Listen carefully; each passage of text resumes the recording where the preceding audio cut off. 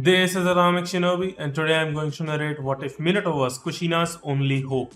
If you enjoy this video, please like, share, and subscribe to this channel. Now, wasting no more time, let's start the story. There were numerous issues with the activities taking place in the playground close to the Ninja Academy in Konoha.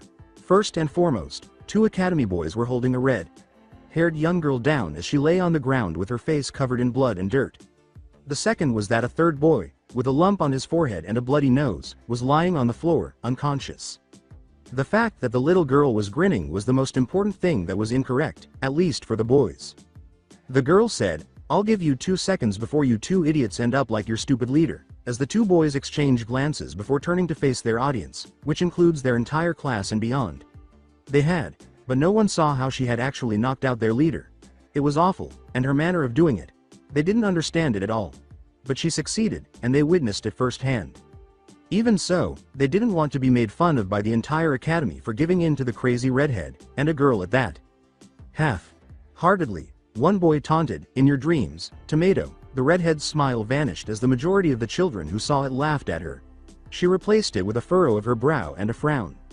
Suddenly a sense of dread came over the place, and everyone there, with the exception of a few who dismissed the feeling, started to shiver from a fear they experienced instinctively. As if they weighed a bit more than a piece of paper, the two boys exchanged glances as the girl beneath them started to slowly rise. She turned to glare at the two pitiful young men who were cowering at her feet after feeling a lot of weight literally drop off her back. All of the males who were observing would be horrified by what transpired next, as the redhead started methodically destroying the two boys. The boy on the left was flung into the crowd by the redhead's first punch. She delivered that punch with a little too much force. Even the redhead had to concede. She wasn't particularly upset about it, but still, she managed to avoid the second boy's own blow by shaking herself out of her reverie. When they fought back, she adored it. She folded her left arm and used her right hand to grab the boy's collar, swinging her left arm up and pulling down at the same time. In a matter of seconds, her elbow struck his face and shattered his nose. He collapsed onto his back, clutching his face while sobbing from the intense, burning agony. Standing over the boy, admiring her work, she simply grinned. Her windpipe was crushed as she felt an arm encircle her neck and tighten around it. As the first boy locked in the headlock, she choked on her own spit. The girl's face turned blue in an instant, and he grinned viciously. If she didn't take action right away, she knew she would faint shortly. She shifted slightly to the left, cocked her right elbow forward, and then swung back. Who was her target? His crotch. The boy instantly released her and fell to the ground, his hands instinctively reaching for his family jewels as the force of the blow caused his eyes to roll to the back of his head. Because they all knew too well how awful even a tap felt, every boy in the room winced. However, it was likely insignificant compared to the current emotions of that unfortunate boy. A reprimanding voice yelled, "Kushina!" The redhead recoiled when she heard her name being called so angrily. Her violet eyes shifted toward the Chunin who were coming toward her and the boys who had been killed. She was informed by the Chunin, a man with green eyes and shoulder-length brown hair, "Not again, Kushina. This is the 4th time this week." "It's not my fault," she defended herself by saying. She went on, "I was eating my lunch like always and these knuckleheads came and made fun of my hair," before gesturing to her classmates nearby. Kushina noticed that everyone had suddenly developed a fascination with the ground. Everyone here saw that they threw the first punch. "Tell them guys," he said. Although she frowned at them, she wasn't shocked. They only cared about themselves, she surmised. She was clearly not a member of that clique. One voice said, "She's telling the truth," which surprised Kushina. She searched the area for her potential savior. Kushina's perspiration fell as a mop of blonde hair emerged from the throng of academy students. She had hoped it would have been someone more, but it wasn't that she didn't appreciate the assistance. Not him, anyway. Nevertheless, regardless of how erratic he was, she couldn't be particular. She yelled, "You see," and the Chunin shook his head after a moment of staring at the blonde boy. 3 children raised their hands, one of them the blonde, and said, "Anyway, violence is not the solution. You're coming with me to speak to Lord Hokage. Can I have 3 volunteers to take these 3 to the nurse's office?" "No, not you, Minato. You're coming with us since you said you witnessed this entire event." With a slightly joyful expression on his face, Minato nodded his head. Kushina simply gave him a strange look. He appeared to be content all the time. Not the grating sort of joy that the other children truly experienced. In a way, it was the kind of happy that felt forced. Since day one, Kushina had noticed it, but she wasn't sure if the others did too. Her question, "What's your deal?" Took Minato by surprise and made him stop smiling. He looked directly into her eyes and titled his head. He was truly perplexed and asked, "What do you mean?" When the Chunin told the other kids to go back to their classrooms, Kushina, for some reason, couldn't maintain eye contact and turned away. As if in response, he grinned. "Every time I see you, you have that stupid smile on your face," he said. "Yeah, that one," she admitted, blushing a little. Then she noticed that the smile had changed. There was nothing forced about this one. She thought she had just seen one of his genuine smiles. In fact, it was rather pleasant. A hand settled on Kushina's shoulder, and she looked up. The Chunin said, "Let's get going," and Kushina sighed as she walked alongside Minato in pursuit. Occasionally, she would glance to her left and observe his appearance. In addition to his blonde, sun-kissed hair, he had other striking features. He was, for instance, only an inch or so taller than her. He didn't stand out all that much, but few children her age could claim to be taller than her. He was dressed in dark blue pants, dark blue calf-length sandals, and a dark blue tracksuit with 3 yellow stripes on the sleeves. Kushina's azure eyes were what truly caught his attention. His eyes were so filled with emotion that Kushina was left speechless. Although she felt physically capable of defeating him, she also recognized that the battle would not be simple. He had a resolve in his eyes that she had never seen in any of the boys she had previously fought, so she knew. The qualities that stood out the most were determination, happiness, sadness, grief, patience, and understanding, though there were others. "You first," Minato said, holding Kushina's door. She blushed and blinked, ashamed that she had been caught staring into his eyes. She pushed him away as she entered the Hokage Tower, her blush deepening at the prospect of losing herself in his gaze. Minato merely watched her enter while blinking. Had he acted improperly? Did she notice his violet, blue eyes staring into hers? As she waited for class to start, Kushina let out a moan. Although she would never publicly acknowledge it, she was in fact picking up some interesting knowledge from the academy. At any rate, whenever she listened. In any case, she wished that class had begun sooner rather than later so she wouldn't have to listen to all the chickens squawk about the newest rumors. She simply disliked hearing girls be so. It's not that she didn't enjoy talking to her friends or anything. Girly. She scowled at the closest group of girls who were giggling and chatting among themselves about foolish topics like boys and makeup. When she heard one girl mention the Hyuga twins, she thought, geez, it's like they don't know how to talk about anything else. With the girls, the two were extremely well known, primarily due to their composure and submissiveness toward women, but also because of their appropriate demeanor and appearance. To be honest, Kushina didn't care about boys. She believed that their purpose was to amuse women and give them a sense of intelligence, neither more nor less. Speaking of the same devils, they were indeed coming into the room. As half the girls in the room squealed with delight, Kushina braced herself by covering her ears with her hands. "Harpies," Kushina muttered to herself. A gentle voice said, "Don't be such a downer, Kushina." Chan, and Kushina couldn't help but smile. She stood up to give her best friend a hug. She hugged a girl with long black hair that framed her face with side bangs. She wore black shorts underneath a long, knee-length, dark blue dress of some kind. Kushina sighed and remarked, "It's been a while since I've seen you, Makoto." Chan. The sudden sensation of foreign arms encircling the two caused both girls to blink. "It's been a long time since I've held you, Miko." Chan. Kushina exclaimed, releasing herself from Makoto and punching Inoichi in the face as a vein grew larger in her forehead. Fortunately for him, she refrained. She didn't want yesterday to happen again. Inoichi landed on a desk after flying across the room. The blow caused his eyes to roll around. "Troublesome," a black-haired boy said, massaging the back of his head. "Tell your useless friend to keep his hands off Makoto and me," Kushina cautioned the boy who was yawning. "But he's a good dot for nothing, so logically, me telling him what you just said would do good for no one," replied the kid. As she caught the black-haired boy by the collar of his shirt, Kushina's vein widened. She said loudly, "Shika, it would be beneficial for you to follow my instructions," and Shikaku simply nodded. When his portly friend came to stand next to him with a bag of chips, she let him go and watched him rub the back of his neck. Makoto bowed and Kushina gave him a half-hearted wave. "Hiya, Kushina, Makoto," he said. "Hey, Choza," Kushina returned the greeting. The young boy simply put more chips in his mouth and waved. Kushina could hear him munching even though his mouth was closed, as though he were eating with his mouth open while standing right next to her ear. Inoichi pushed himself off the desk and smiled as he rubbed his cheek, asking, "Have you guys heard?" Informing Kushina, "Nice punch by the way," he said. The girl simply gave a mocking smile before adopting a more subdued expression. Shikaku asked, "What?" despite his gut feeling that he didn't want to know or care. When he informed them that, "Someone in our class took the graduating exam yesterday, and passed too," Kushina sneered.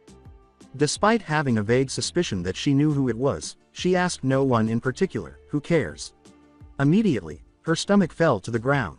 Who cares? Even the adults are talking about it as if he had been declared Hokage, Inoichi said. Everyone in the room was mostly focused on this. An irritated girl with red triangular tattoos on each cheek asked, "What is that blonde babbling about?" She was the only girl in her class who wasn't as girly as the others, so Kushina gave her a small smile. Kushina held the non-girly girls in high regard. When she saw Inoichi once more, she frowned. She repeated, "He's telling us that one of our classmates graduated yesterday," while she observed Inoichi wildly embellishing the entire event. "They even said he set a new record for all of Konoha," he added, to the ooh and ah of the majority of the nearby students. Kushina yelled, a little louder than she meant to, "Just tell us who it is." They all stared at her in silence before turning to look at Inoichi, who was soaking up the attention, even if it wasn't really about him. "Good morning, everyone," said a voice near the doorway. Everyone turned to see Minato standing near the door, his expression a little bewildered. The whole room's focus went from him to his forehead. The sun's rays from the window were refracted by his Konoha forehead protector, which shone brightly. Minato soon faced attacks from his old classmates, a flurry of inquiries from the left, fangirls attempting to touch his forehead protector from the right, and envious or joyful looks from every boy in the class. Kushina simply sat across the room and glared at him. Makoto and Sume even went to congratulate the blonde. A 10-year-old graduating from the academy a little earlier than usual didn't seem particularly noteworthy to her. Hell, she bet that she herself could pass the fucking test. The redhead gazed blankly at the space before her, blinking. She then grinned so broadly that any Cheshire cat worthy of the name would be both proud and envious. With his eyes closed and his teeth bared, Minato grinned, relishing the praise from his classmates. He opened his eyes and blinked when he saw a chair across the room had fallen. He heard a door opening faintly, and as he turned his blue eyes to look at it, he saw red hair flying out the threshold after the head to which it was attached. For what seemed like an eternity, his gaze remained fixed on the door.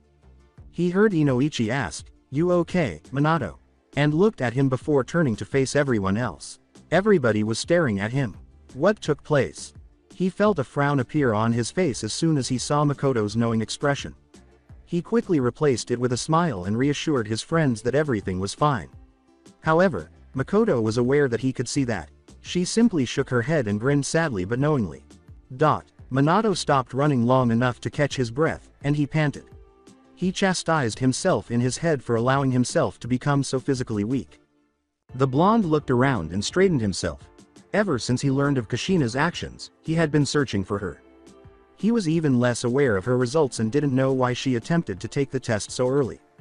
It's possible that she didn't make it and needed a friend, or that she passed away and had no one to celebrate with. He pointed out that she had few friends, and Minato was aware that he was hardly even her acquaintance. He asked Makoto to assist him in finding her because of this. Unfortunately, she couldn't search for very long because she had something to do.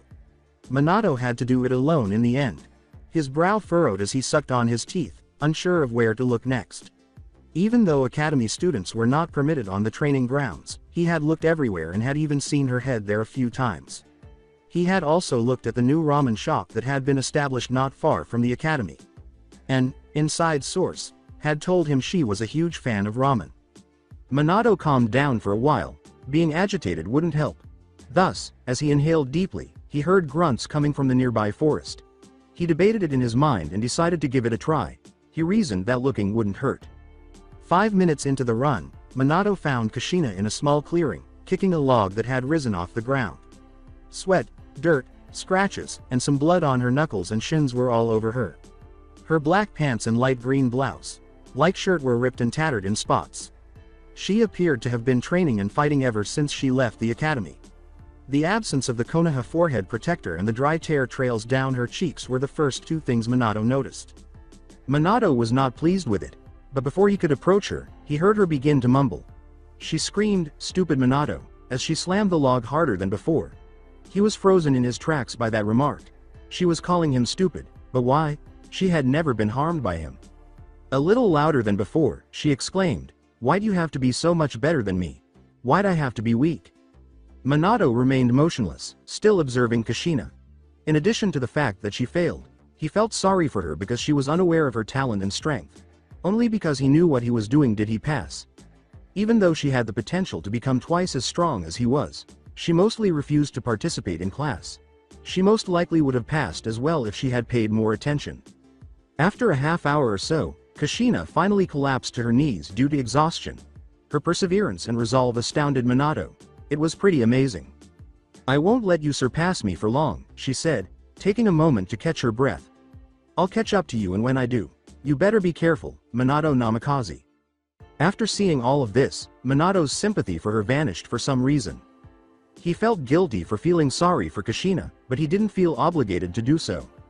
Instead, his chest swelled with a kind of pride and joy. She would grow up to be a fantastic shinobi. Not because of the number of missions and notoriety she would eventually gain, nor because of the jutsu arsenal she would most likely have at her disposal. Because of her commitment to excellence in all she does and her determination to never give up or remain depressed for long, she would make an excellent shinobi. Minato would see Kushina again one day. They would be friends one day. He would eventually meet the girl with the stunning red hair. Minato simply couldn't stay asleep long enough for it to take hold of him. He was simply too jittery to remain motionless. He had spent the entire night speculating about his teammates and, more crucially, his Jonin sensei. He only mentioned that his Jonin sensei had just received his rank when he met with the Hokage earlier that day. Even though Minato had never met the Jonin, he was not pleased to learn that he had just received a promotion. He was aware that the Jonin were more experienced than he was. And yet, a new Jonin? Minato had to trust the Hokage's judgment, though. The man was the village leader for a reason, after all. Minato turned to look at his clock and moaned. It was 4 in the morning. He still had 3 hours until he was expected to rise and prepare. He decided he might as well get up and do some early conditioning and shook his head. Minato was no longer surprised by many things. He has gone through many things in his brief 10 years of life. Things that no 10-year-old should have to go through. But ever since they first met, Kushina had always managed to catch him off guard. This time was no exception. Kushina was sleeping in the middle of the clearing when Minato discovered her yesterday, and he just stared at her. Her hair was everywhere, and she was lying on the ground, snoozing with her mouth open. The blonde made every effort to suppress any laughter. He didn't really feel like finding out, and he had no idea how heavy a sleeper she was. Still, leaving her like that on the floor didn't feel right. Accordingly, he removed his shirt and jacket, using the latter as a kind of makeshift pillow and gently lifting her head to slide the shirt underneath it. In order to protect her from the morning air, he then put his jacket on her as gently as he could. When he was done, he grinned at her sleeping figure. After a brief flash of light, Kushina's eyes opened. She blinked, glanced around, then rubbed her fists into her eyes. She discovered that she was still in the clearing she had discovered a week prior when she fully recovered. She muttered in a half-coherent voice, "That's right," recalling that she had fallen asleep after exhausting herself. "Man, I really went all out that time." She was startled to see a jacket that looked familiar draped over her torso as her gaze lowered to the feel of unfamiliar fabric on her. She blushed after a moment of trying to identify whose jacket it was. She sat, supporting herself with her left hand on the floor. She was shocked to see another article of clothing that belonged to the same person as the jacket when she looked over her shoulder.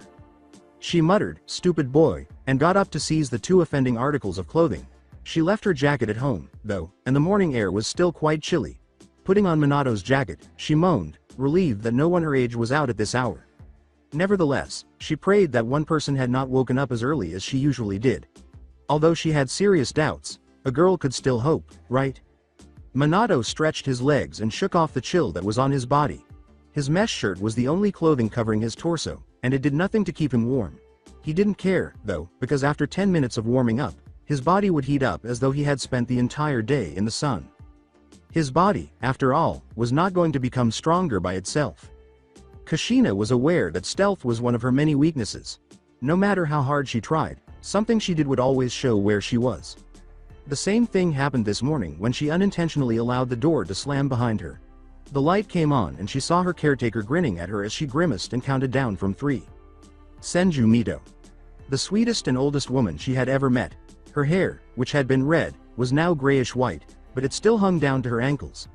Compared to other people her age, she was able to age gracefully despite the fact that her wrinkles showed her age. Kushina was somewhat alarmed by the compassion in her green eyes for the one person, Kushina herself. Kushina had seen photos of Lady Mito when she was younger, and she looked stunning. Even though other women would take offense, believing that they too had lost their beauty as they aged, Mito simply bowed as low as she could and thanked them for their compliment, despite the fact that everyone still tells her how beautiful she was in her younger years.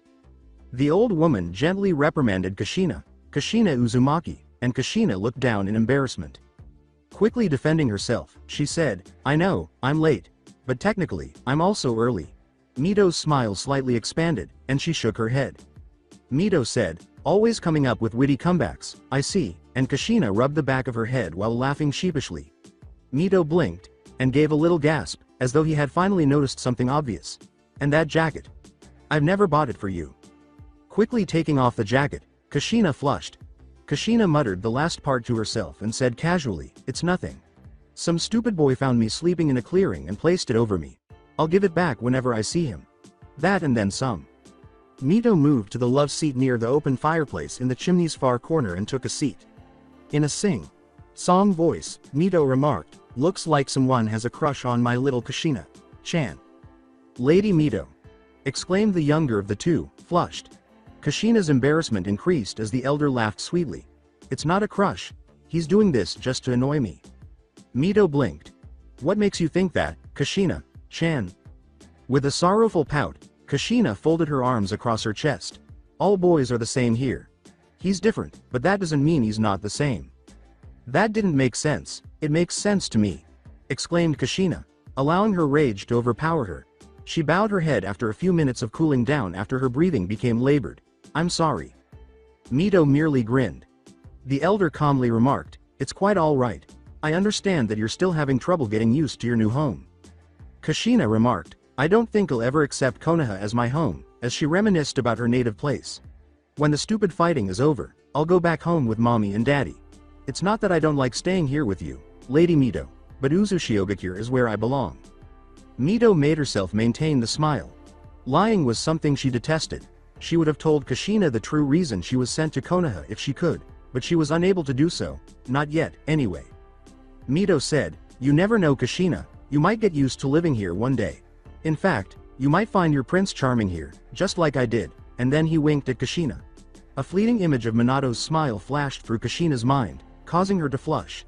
She tried to hide her blush with a sigh and averted her gaze. Kushina assured Mito, "Yeah right, no boy here is man enough to be my prince charming. They're all either too cowardly or too flaky. If I can beat them down easily, then they're too girly for me." That had to make Mito laugh. Mito was aware that Kushina wouldn't be won over by a regular boy with that attitude. Gaining Kushina's affection would require a unique kind of boy. With a unique sparkle in her eyes, she thought, "I can sense it, it's just a matter of time until he appears." Kushina stretched her arms and gave a loud yawn. Before going to her room, she bowed and told her caretaker, "Pardon me, Lady Mito. I only have 3 hours before I have to go to the academy and I'm still tired." When Kushina heard her name, Kushina-chan, she stopped. "I know what happened today." Kushina winced. She said, "I'm sorry," without turning about, thus missing Mito's smile. Mito said, "I know you'll succeed next time, with confidence and kindness." Kushina looked back at Mito for a final time. "But don't try to rush it. The time will come when you are ready to graduate." The idea of someone believing in her gave Kushina a rush of joy and consolation. She muttered, "Thanks," and went to her room. She sighed as she stepped in and shut the door behind her. She had a closet, a dresser where she stored her personal belongings, a TV, and a bed in her basic room. After going to her dresser, she took out her blue nightgown and put it on. After dragging her feet to her bed, she collapsed onto the mattress. She yawned, but her pillow muffled it this time. She had no desire to move at all. Her head felt like it was on a cloud thanks to the pillow's softness and the inviting appearance of her bed. Her eyes eventually started to close, 1 centimeter at a time, until they were completely closed. Prince Charming. Huh? Those pansies are not necessary for me. Before falling asleep again, Kushina thought, "I need a sparring partner, a challenge." Minato tugged on the branch of a nearby tree, struggling to raise his body. His head slowly started to rise above the branch, and his arms trembled. He lost his breath and collapsed to the floor as his chin went over it. He laughed as his body went limp to the floor, exhausted. The strain and pain in his arms caused them to pulse. When Minato said, "I can't believe I did 3 sets of 5, she burst out laughing. His body was drenched in sweat as he made the decision to stop. He couldn't really do much with his arms right now, anyway. His mind turned to his teammates as he lay flat on his back, wondering how well they would get along. He sighed and closed his eyes, hoping they would get to know him before they realized who he was. It never hurt to have a little hope, even though he had serious doubts about it. He vaguely recalled dozing off, but he was clueless about how long he slept. Minato opened his eyes and looked up to see a girl and a boy who were both 3 years older than him looking down at him. "So you're our new team, mate?" he asked. The girl wore her dark black hair in a ponytail. Although she had pale skin, her turquoise eyes were alert and focused. She was dressed in a blue shirt and shorts with a sort of hardened collar and a pale gold strap that was embroidered around the shoulders. She tied her kunai pouch to her left leg and kept her Konoha forehead protector on her left arm. The man's skin was darker than Minato's, and he had short black hair. He wore a black shirt that resembled a kimono with no sleeves and matching pants. There were yellow stripes at the bottom of his pants and along the edges of his shirt. Although Minato could see the man's mesh shirt, it was his eyes that drew his attention. Minato could tell he was staring at him even though they appeared to be closed. He could tell they weren't impressed by the looks he was getting from them. Minato grinned and turned to stand, his shorts dusty. He said, "My name is Minato," but noticed that they were still the same appearance. The male said, "Daichi," and then he gestured toward the girl, "She's." The girl reprimanded Daichi, "I can introduce myself," and he simply shrugged. She regarded him with a shady gaze before turning to Minato.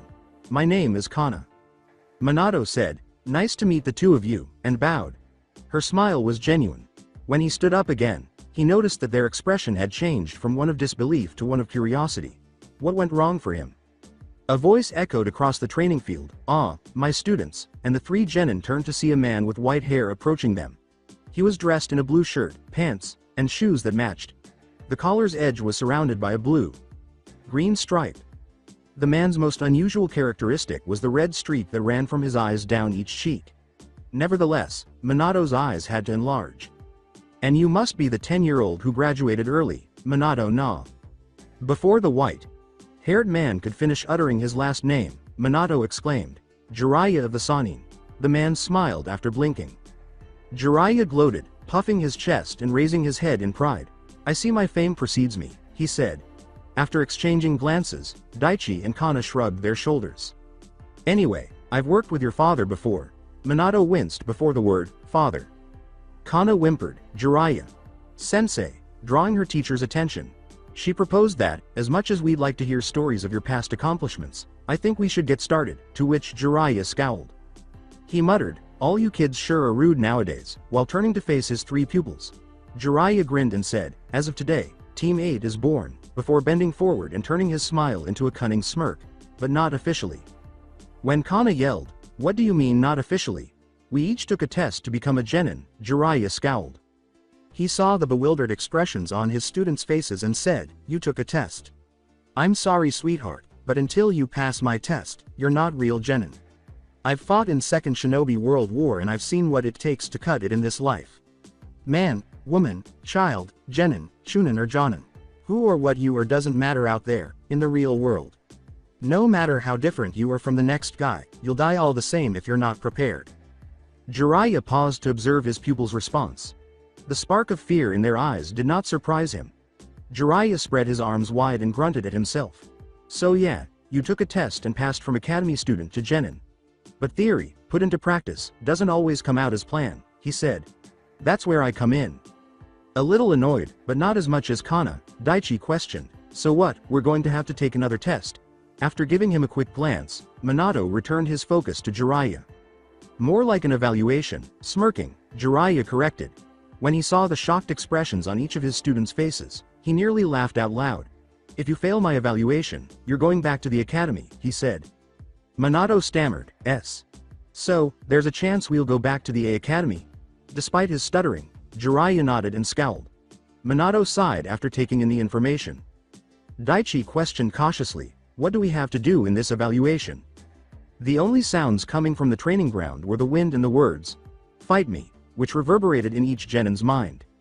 Minato muttered, "We We don't stand a chance against one of the Sannin, and his teammates gave him a strange look. Minato swallowed and shook his head when Kana reprimanded him, saying, "What are you babbling about? He's just one Jonin. And a newly promoted one, at that. He's not as great as you making him seem. Besides, I'm stronger than I look." "You're taking him too lightly," Minato cautioned. Daichi turned Minato to face him by grabbing his shoulder. The older boy then easily lifted Minato off the ground by grabbing his shirt with both hands. Daichi snarled, "What do you suggest? That we give up and go back to the academy?" "Huh? Is that what you're saying?" Minato paused to gather his thoughts. After shaking his head, he was lowered to the ground. "Good, because I'm not going back without a fight." Kana said, "Me either," as they turned to face Jiraiya. Jiraiya laughed while Minato just looked at his teammates' backs. He folded his arms across his chest and said, "Great. Let's get started, shall we?" As he finished speaking, Kana and Daichi launched themselves into a full-fledged sprint in Jiraiya's direction. Minato yelled, "No, wait," but it was ignored. The first to hit with a powerful swing of his right fist was Daichi. Jiraiya shifted idly to the left, causing Daichi to stumble and fall. Kana approached Jiraiya from behind and attempted to use her left leg to kick the back of his right knee. She gained more momentum than she could manage when he leapt just before his leg could make contact and gently pushed her with her foot. To prevent her face from hitting the floor, she rolled. Minato, who was still on the ground a few meters away, caught Jiraiya's attention right away. Disappointed, he shook his head and got ready for Daichi, who calmed down and headed directly for Jiraiya. Minato merely gazed at Daichi and Kana, their interactions, and everything else while Jiraiya held them at bay. Minato felt the will to fight ebbing from him. "We're not even going to lay a scratch on him," he whispered to himself. The fact that his Jonin sensei was a Sannin still made him feel a little odd, but it was quickly overshadowed by the fact that he felt so insignificant in his company. If the man wanted to, he could send a kunai right through Minato's chest with a simple flick of his wrist. Minato thought, "There's no point," and he backed up and stood up slowly. He stepped on a twig without realizing it, and Minato heard it snap. "We're going to end up back at the academy." He suddenly recalled yesterday's incident with Kushina kicking the log. He recalled hearing the log splinter off and crack beneath her kicks. He felt the pride and joy that filled his chest as her words replayed in his mind. He clenched his knuckles into snow. Whiteness. Jiraiya tripped Daichi, causing him to fall to the ground, and he moaned. Jokingly, "Come on guys. I haven't even used my hands yet," Jiraiya said. He caught a glimpse of something rolling toward him, then it exploded, enveloping him in smoke. He covered his face and coughed. In order to avoid being ambushed, he looked around. A shadow zipped past him, but he took no further action. Everyone was gone, including Minato, when the smoke cleared in a matter of seconds. Jiraiya's eyes scanned the area and he blinked. What just happened? Minato watched Jiraiya from behind a tree while Daichi and Kana gasped. He had been able to guide his teammates to the area where bushes and trees would be hiding them. As she caught her breath, Kana asked, "What do you think you're doing?" Minato kept observing his sensei without responding. Jiraiya spread his arms wide and started to move, focusing on anything that moved or made noise.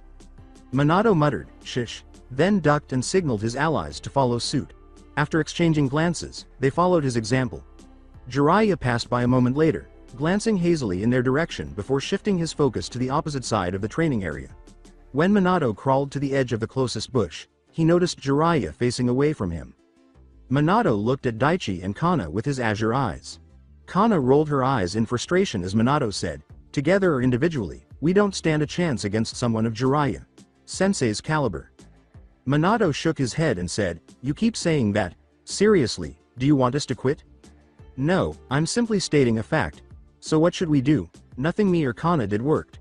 With you, we might make him use his hands." "Maybe," Daichi replied. "I got a plan. After seeing the way Jiraiya Sensei moves, I think can read his movements," Minato informed them. Daichi just looked at Kana, studying him, while Kana laughed. "What a laugh, right da?" Daichi interrupted Kana, who thought he was crazy, to ask, "Are you serious?" He told him, "I haven't seen him take you too seriously, so I can't be sure, but I can read his body language easily," and Daichi nodded. "I can't believe you're taking him seriously." Daichi gave her a fierce look. With a thoughtful look on her face, Kana asked him, "Do you want to go back to the academy?" "No." Daichi nodded and followed Minato as he moved silently. "I suggest we move now, Jiraiya Sensei doesn't specialize in tracking, but someone of his level should have no problem locating the three of us if he really wanted to, Daichi said. Kana gazed at her team's two men. She shook her head. Why fight when she had no other option? Kushina was bored. The First Shinobi World War and its effects on the 5 shinobi nations were among the dull topics their sensei was discussing. She was unaware that she could become a better shinobi as a result of a group of foolish men fighting. Not to mention how a chakra beast could have the slightest impact on her life. PSSH, Kushina said as she turned to face Inoichi, who was grinning at her from the right where she had heard the noise. She let out a moan. She said harshly, "What do you want, Blondie?" But the blonde's smile never wavered. He said, "Thinking about me?" And Kushina's left eyebrow shot up. "Why would I? Even if I was strapped to a table with my eyes taped open and there was a poster of you taped to the ceiling and your voice was recorded to say, 'Hey, it me, Inoichi. You remember me? Think about me,' over and over again until my ears bled, you'd still be the last thing on my mind." Kushina screamed in a quiet, yet the smile on Inoichi's face vanished, and a deadpan expression took its place. A simple, "no," would have been sufficient and less hurtful. With a smile, Kushina said, "I'm glad you got my point." With a smile back on his lips, he inquired, "So what are you thinking about? How much you miss your boyfriend?" Kushina gave a blink. "Who?" Kushina inquired, clearly perplexed. "Minato." She yelled, "Ha!" but stopped herself before she could yell again. Before the class resumed, the Chunin teacher shot her a warning look. A whisper, "Don't make me laugh," she said. When Inoichi said, "Don't try to deny it, I've seen you staring at him for no reason," Kushina's face flushed. It was from anger, not blushing. Kushina stood and cracked her knuckles, saying, "Come here, Inoichi," a bit too sweetly. Inoichi stood, too, and went pale. He started to retreat. The instructor yelled, "Sit down, you two," but the two appeared to be lost in their own world. Inoichi shouted, "Stay away, Kushina," as he ran to the door. Even as he charged into the hallways and headed directly for the door, Kushina was right behind him. Shikaku muttered, "Troublesome," as he awoke from his slumber. With a sigh, Jiraiya waited for his students to approach him. If he wanted to, he could locate the brats. He'd passed it 5 minutes ago, so he knew exactly where they were hiding. He merely wanted to know if they ultimately made the decision to collaborate or if their shared interests were a coincidence. He wished he could just stop the evaluation there. Even so, finding their new location and concluding the assessment would take less than a minute. However, he chose to give them another 10 minutes and a chance. However, time was running out. Jiraiya admitted to himself, "I tried. I honestly tried to give them a shot, but looks like they didn't really want to be ninjas," as he started to feel sorry for his pupils. He tried to sense their chakra while closing his eyes. He furrowed his brow. Either they were out of his range or they were very good at suppressing their chakra. Knowing that he would have to go look for them and work for them, he sighed. When he sensed a moderately sized chakra signature head approaching his area, his eyes snapped open. The speed at which it was traveling was astounding. He sensed the chakra signature approaching the edge of the clearing and braced himself. "I wonder if it's Daichi or Kana." As he readied himself for either, he thought. The fact that it was Minato startled him. When the blonde noticed Jiraiya staring at him incredulously, he blinked and slid to a stop. Minato inhaled deeply as Jiraiya murmured, "That was you?" Minato pulled his lower eyelid down and stuck his tongue out, thinking, "I hope he can forgive me later." Jiraiya let out a furious, "You little brat!" exclamation. Minato thought it would be a good idea to run after jumping at the volume. Making quick work of the clearing, he turned and ran, vanishing into the woods. Running after the blonde, Jiraiya felt a vein swell in his forehead. Minato sprinted as far away from Jiraiya and as quickly as he could. After running continuously for roughly 5 minutes, he finally paused to catch his breath at a random tree. Minato said, "I think I lost him," while panting. When Minato looked up, he saw a smiling Jiraiya standing upside down on a tree branch. "Not even close," he said. With his eyes fixed on Jiraiya's feet, Minato's mind processed everything. Boo. Minato ran away from Jiraiya and vanished in an instant. Jiraiya was impressed by his speed once more. Jiraiya remarked, "That boy's a natural runner," as he pursued the blonde. Jiraiya observed that although the boy was quick, his movements were rather careless. Minato would occasionally trip and nearly fall because his brain was unable to keep up with the speed at which his body was moving. Jiraiya could see that the boy had potential. All he needed was the right sensei to help him realize it. Minato abruptly vanished, and Jiraiya came to a halt. Where did he go? He couldn't see him anywhere, so he thought. "Fast kid, muttered Jiraiya. Thanks, Jiraiya said, looking up to find Minato upside down, exactly as he had been moments before. Is he capable of doing that? With his thoughts visible on his face, Jiraiya pondered. The blonde said, surprised, me too, and then threw a kunai at the man with the white hair. Jiraiya jumped to the side in a quick reaction. Ninja Wire, on the other hand, was ready to trip him. He struck the ground with force, but he remained conscious. Daichi and Kana showed up before he could move, swiftly tying rope around his ankles and wrists. Minato stood between them with a suspicious expression on his face while they stood and appreciated their work. Kana chuckled as Daichi's gaze shifted to Minato. I can't believe that actually worked, she said. When Daichi said, I can't believe you stood upside down a tree branch without glue or something, Minato grinned slightly. Jiraiya questioned from his location, yeah, how'd you do that, brat?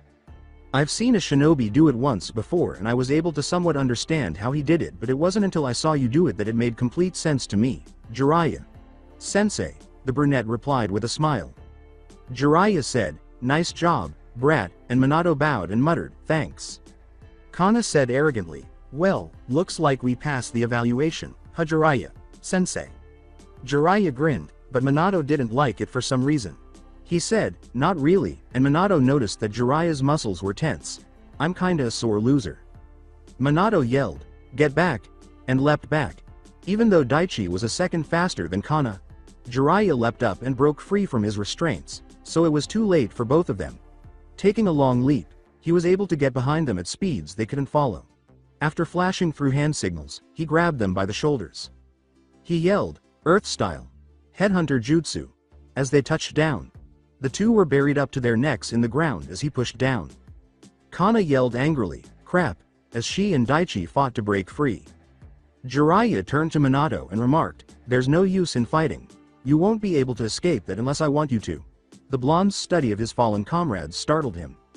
Minato whispered to himself, I see, as his gaze shifted to the ground near Daichi and Kana, then to Jiraiya's hands. Confused by Minato's peculiarity, Jiraiya questioned, are you? What the hell are you doing? Minato responded, oh, I'm just analyzing what just happened, as he cast a final look around his teammates. He gave Jiraiya a look. Can you teach me this? Jiraiya arched an eyebrow.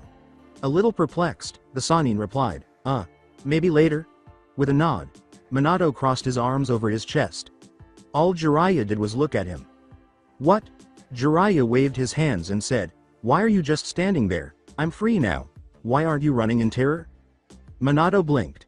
I gave up. His teammates and sensei yelled in shock, wait, what? I give up.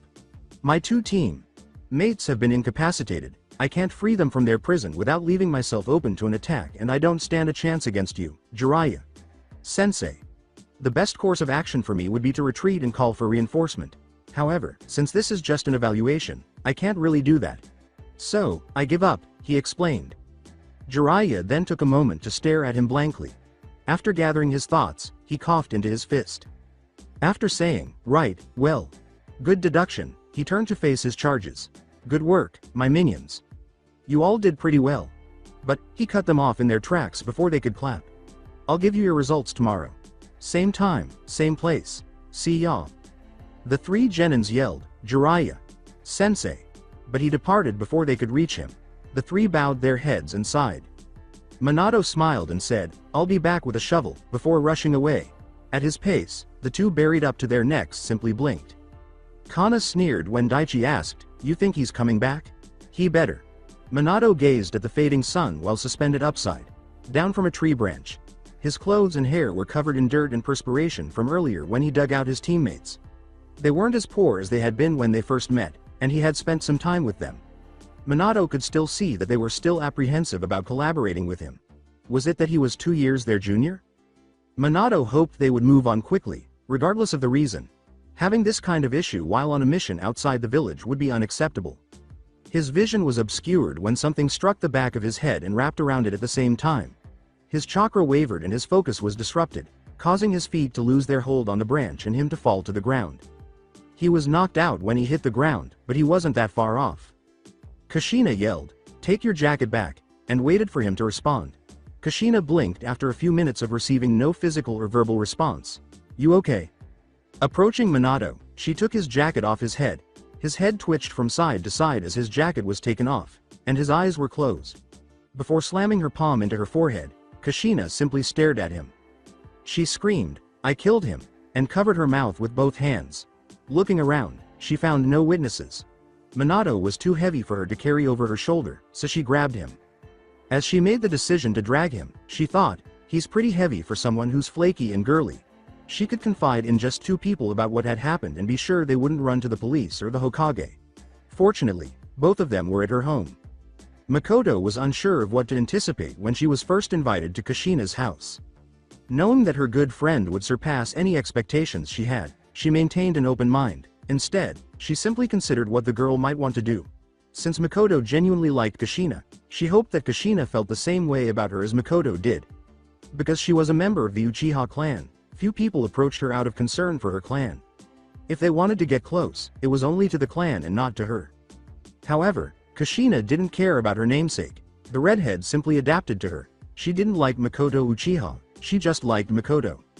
When she saw the gray house Kushina had described to her, she grinned. With 2 floors and probably enough rooms for a family of 6, the house was comparatively large. The window sills were painted black, and the color was a nice peach. Before Makoto could knock on the large black door, she heard a strange noise. Makoto blinked and glanced around, saying, "Psst," once more, there it was. Makoto. Makoto heard it again, this time from the bushes on the other side of the street. She noticed Kushina glance around anxiously before turning back to face her. She gestured for her to approach her with her hands. Makoto looked around, trying to find anything that might be causing Kushina to behave in this manner. Even though she didn't see anything, the Uchiha made her vigilant, particularly as she got closer to the Uzumaki. Makoto worriedly said, "What's wrong, Kushina? Chan?" Before grabbing Makoto by the collar and dragging her into the bushes, Kushina took one last look around.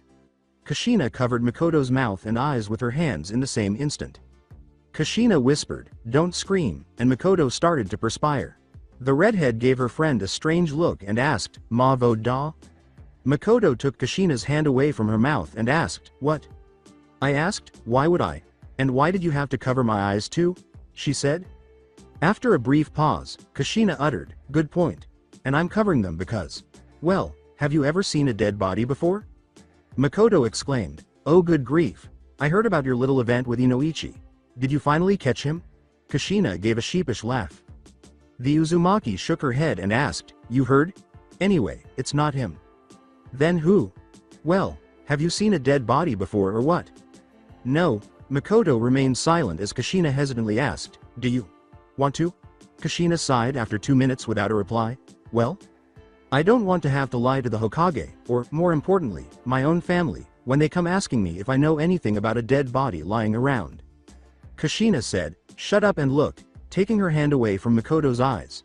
Makoto was startled to see Minato lying face down on the ground after it took some time for her vision to clear. Makoto muttered, "No way." And Kushina nodded while lowering her head. Makoto moved to give Kushina a better look. "Why would you do this?" Using her hands to simulate him hitting the ground, Kushina said, "I didn't mean to kill him. I just threw his stupid jacket at him while he was upside down and then he fell, splat, and then he died." Makoto questioned, "What were you doing with his jacket?" And Kushina reddened. Kushina murmured, "How about we deal with the dead blonde first?" Makoto nodded. "How do you know he's dead? Do you see him moving? He's as dead gets." "That doesn't mean he's dead," Kushina said harshly. "Oh, so you learn all about first aid and now you know when a person is dead or not? You really got arrogant since that first aid class," before turning to Makoto and folding her arms across her torso. Deadpan, Makoto simply gazed at her. When Makoto reminded her that, "We took that class last week together," Kushina stuck her tongue out in disgust. "Don't remind me. That classroom was the worst room to take a nap in. Geez, it's like the teacher kept it cold just to mess with us. And she was fought," said Kushina. "She kept it cold so no one would fall asleep, and she was pregnant." Kushina raised her hand to her face. Makoto exclaimed in exasperation, "Ah, don't bore me with her life story." Instead, since Kushina was her best friend, she adored her. However, Makoto felt sorry for the boy who would later make an attempt to date Kushina. Kami aids the unfortunate idiot. Kushina turned to face her friend and blinked when Makoto asked, So, is this why you invited me over to your house? So I would be an accessory to your crime? With a smile and fake tears in her eyes, Kushina questioned, you would do that? For me? She got a bop to her head for that. Ow, I'm just playing. So? Makoto asked, and Kushina gave her friend a gentle glare while massaging her friend's top. I asked you over so we could hang out, but then this, Kushina stated to Minato, happened. For right now, I need your help carrying him to my house. I could do it, but with your help, we can get him in faster, so there's less chance of us getting caught. Makoto sighed after gazing at her friend. She had unconsciously set expectations for her friend, even though she didn't mean to. That expectation had exploded at that moment, like a burning train rushing off its tracks, plummeting off a 100-foot cliff, and colliding with the earth. Makoto took Minato's legs by the ankles, while Kushina held onto his hands. The two quickly lifted the motionless blonde and hurried him to Kushina's house. Kushina mumbled, crap, as she dropped everything in her hands and grabbed her keys out of her pocket. Makoto saw a bump forming on the top of his head and just stared, her eyes wide. Kushina, angrily, Kushina exclaimed, do you want to be caught with a dead body? No, then stop talking and let me find my keys. Upon discovering her keys, she grinned, removed them, unlocked her door, entered, and then slammed it. Makoto perspired, particularly upon hearing the lock on the door engage. Can you let me in too? Oh. Right, Kushina said as the door opened after being unlocked and he pulled Makoto along. Then she shut the door and locked it once more. With a sigh of relief, Kushina leaned back against the door and slid to the ground. She said, that was a close one. Kushina, can you tell me again why we had to rush into your house? Kushina turned an irritated gaze to her friend and moaned. Makoto, this is not time to not remember things. We had to get in here to hid the body and fast. You and me carried it all the way over to my house and now we got to decide where to hide it. Kushina responded. Makoto looked at her angrily and blinked, asking, let's recap, where's the body? Kushina ignored her glance and simply looked around. Whoa, you hid the body fast, Kushina exclaimed, grinning broadly. Makoto yelled, no. The body is still outside. Kushina blinked, then let out a cry of panic and terror. She swung the door open after disengaging the locks. A few people were gathering outside her house, staring at the unconscious blonde and muttering to themselves, which startled her. None of them were under 30, and although a smaller crowd would have been ideal, Kushina was at least relieved that it wasn't someone she knew. She dragged the blonde into her house slowly while laughing sheepishly. She reasoned that she would frighten the audience into action if she moved quickly. She got the corpse past the threshold and exclaimed, he's fine, folks. Just overdid it in the training department. He'll be hunky dory tomorrow. Bye now, she said. With a sigh, she slammed the door. When she noticed Makoto observing her, she smiled mischievously. Smooth, huh? Makoto deadpanned, as smooth as your hair, and then walked to the couch in the middle of the living room. She waited calmly while seated in the middle of the couch. After grinning, Kushina blinked and ran her fingers through her crimson hair. The tangled hair trapped her fingers, preventing them from moving freely. Kushina scowled as she attempted to move her fingers, but her hair was determined to hold them in place. After a while, Kushina managed to free her fingers. She dragged Minato with her as she sat next to Makoto, glaring and growling at her. She threw Minato onto the couch and said, haha, very funny. Can we get serious now? He shifted slightly in his chair and then leaned over Makoto. His head rolled to the side and rested on her left shoulder, causing the female Uchiha to flush. Kushina snarled, pervert, and gave Minato a head bump. Makoto let out a gasp as he saw Minato's body thump bluntly forward into the ground. Looking up, Makoto saw Kushina. Kushina waved it away as Makoto reprimanded, he might be dead but that doesn't mean you should just hit him like that. She gained a thoughtful expression and leapt into the spot where Minato had fallen. So, I say we bury it somewhere in the forest. Somewhere where people rarely go or better yet, where no one ever goes, Kushina said, gazing off into space. Kushina turned to Makoto and grinned. The Naras have a whole forest to themselves. It's mainly used as their deer's habitat so no one ever really goes there, Makoto continued. She gave her closest friend a hug and exclaimed, that's brilliant. What would I do without you? Makoto gave her a hug in return. Try to find some way to explain a dead body lying outside your house, Makoto murmured. What? After giving Makoto a strange look and saying, nothing, Kushina shrugged and took Minato by the nape of his collar. The sound of a turning knob filled the silent house before she or Makoto could take any further action. Astutely, Kushina's gaze shifted to the corridor that led to Lady Mito's and her chamber. With a terrified expression that practically cried out, "Help me," she turned to face Makoto. She whispered, "The closet," and, with Kushina's assistance, pulled Minato to the closet by the front door. With haste, they put the poor blonde in the closet and shut it. The two girls jumped at the question, "What are you doing, Kushina-chan?" and turned to see Mito standing to their right. She had the same charming smile on her lips and appeared genuinely interested. "And who's your friend?" Makoto turned her head and gave Kushina a disbelieving look. "What friend? There's no one here but me," Kushina said. Makoto exclaimed, "I'm standing right here," but was struck in the mouth by a hand. "Shish, she can't see anything. She's getting old. She can barely hear or see me," she stated to her. "That's not true," Mito remarked, frowning and drenched in sweat. "Apologize right this instant, Kushina-chan." As she explained herself, Kushina looked like a reprimanded puppy. "I'm sorry, Lady Mito. I didn't mean it. I just said it out of panic," she said. Mito smiled again and approached Kushina to give her a hug and tousle her hair. After realizing that she had also gotten her hand caught in the notorious red trap that was her hair, Kushina felt as though Mito's hand had been on her hand for a longer period of time than it should have. Mito said, "Maybe you should start brushing your hair more," his smile crooked. Kushina sighed and scowled as he looked at her with half-lidded eyes. "Yeah, I think so, too," Mito said. "You must be Makoto Uchiha," and Makoto bowed his head and nodded enthusiastically. Makoto exclaimed, "It's a privilege to meet you, Lady Mito. It also brings me immense joy to know that someone of your caliber is aware of my identity," and Mito laughed. Mito remarked, "You are a very special young lady, Makoto," which caused Makoto to smile broadly. Mito looked from Makoto to Kushina and back again. Kushina and Makoto's smiles turned sheepish when she asked, "So, what are you two young ladies doing?" They searched their minds for an excuse. Kushina disliked deceiving Mito. She felt terrible for lying to someone who was merely attempting to help her live as normally as possible given her situation, and she was one of the few closest people in her life. Makoto stated, "We were just playing hide and seek," and Kushina gave a firm nod. Kushina felt as though she was reading Mito's mind right now to see what they were actually doing, but Mito just maintained the same smile while closing her eyes and appearing convinced. She said, "I see. So who's seeking?" "She is," both girls said, gesturing toward one another. Their eyes widened and they blinked at one another before turning back to Mito. "I am." Mito pondered with a cunning smile, "I see," and Kushina swallowed. They had been apprehended. Kushina yelled, "Every girl for herself," and made her way to the closest exit. After a moment, Makoto realized what she had said and rushed after her. The lock's gear turned, effectively sealing off the two's escape.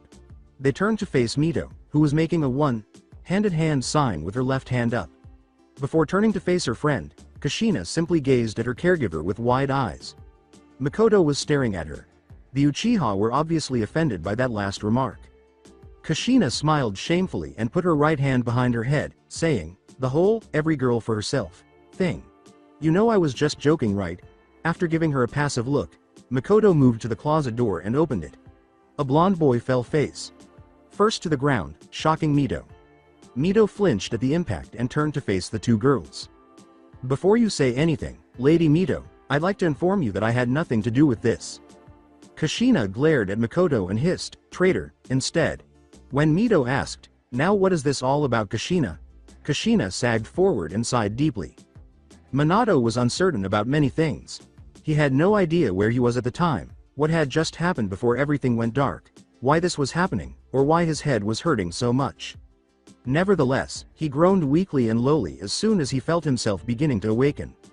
He was taken aback by how much the throbbing pain in his head intensified with that one moan. His fingers touched the smooth, damp feel of a cloth on his forehead as his right hand shot up to his head in an attempt to relieve the burning pain.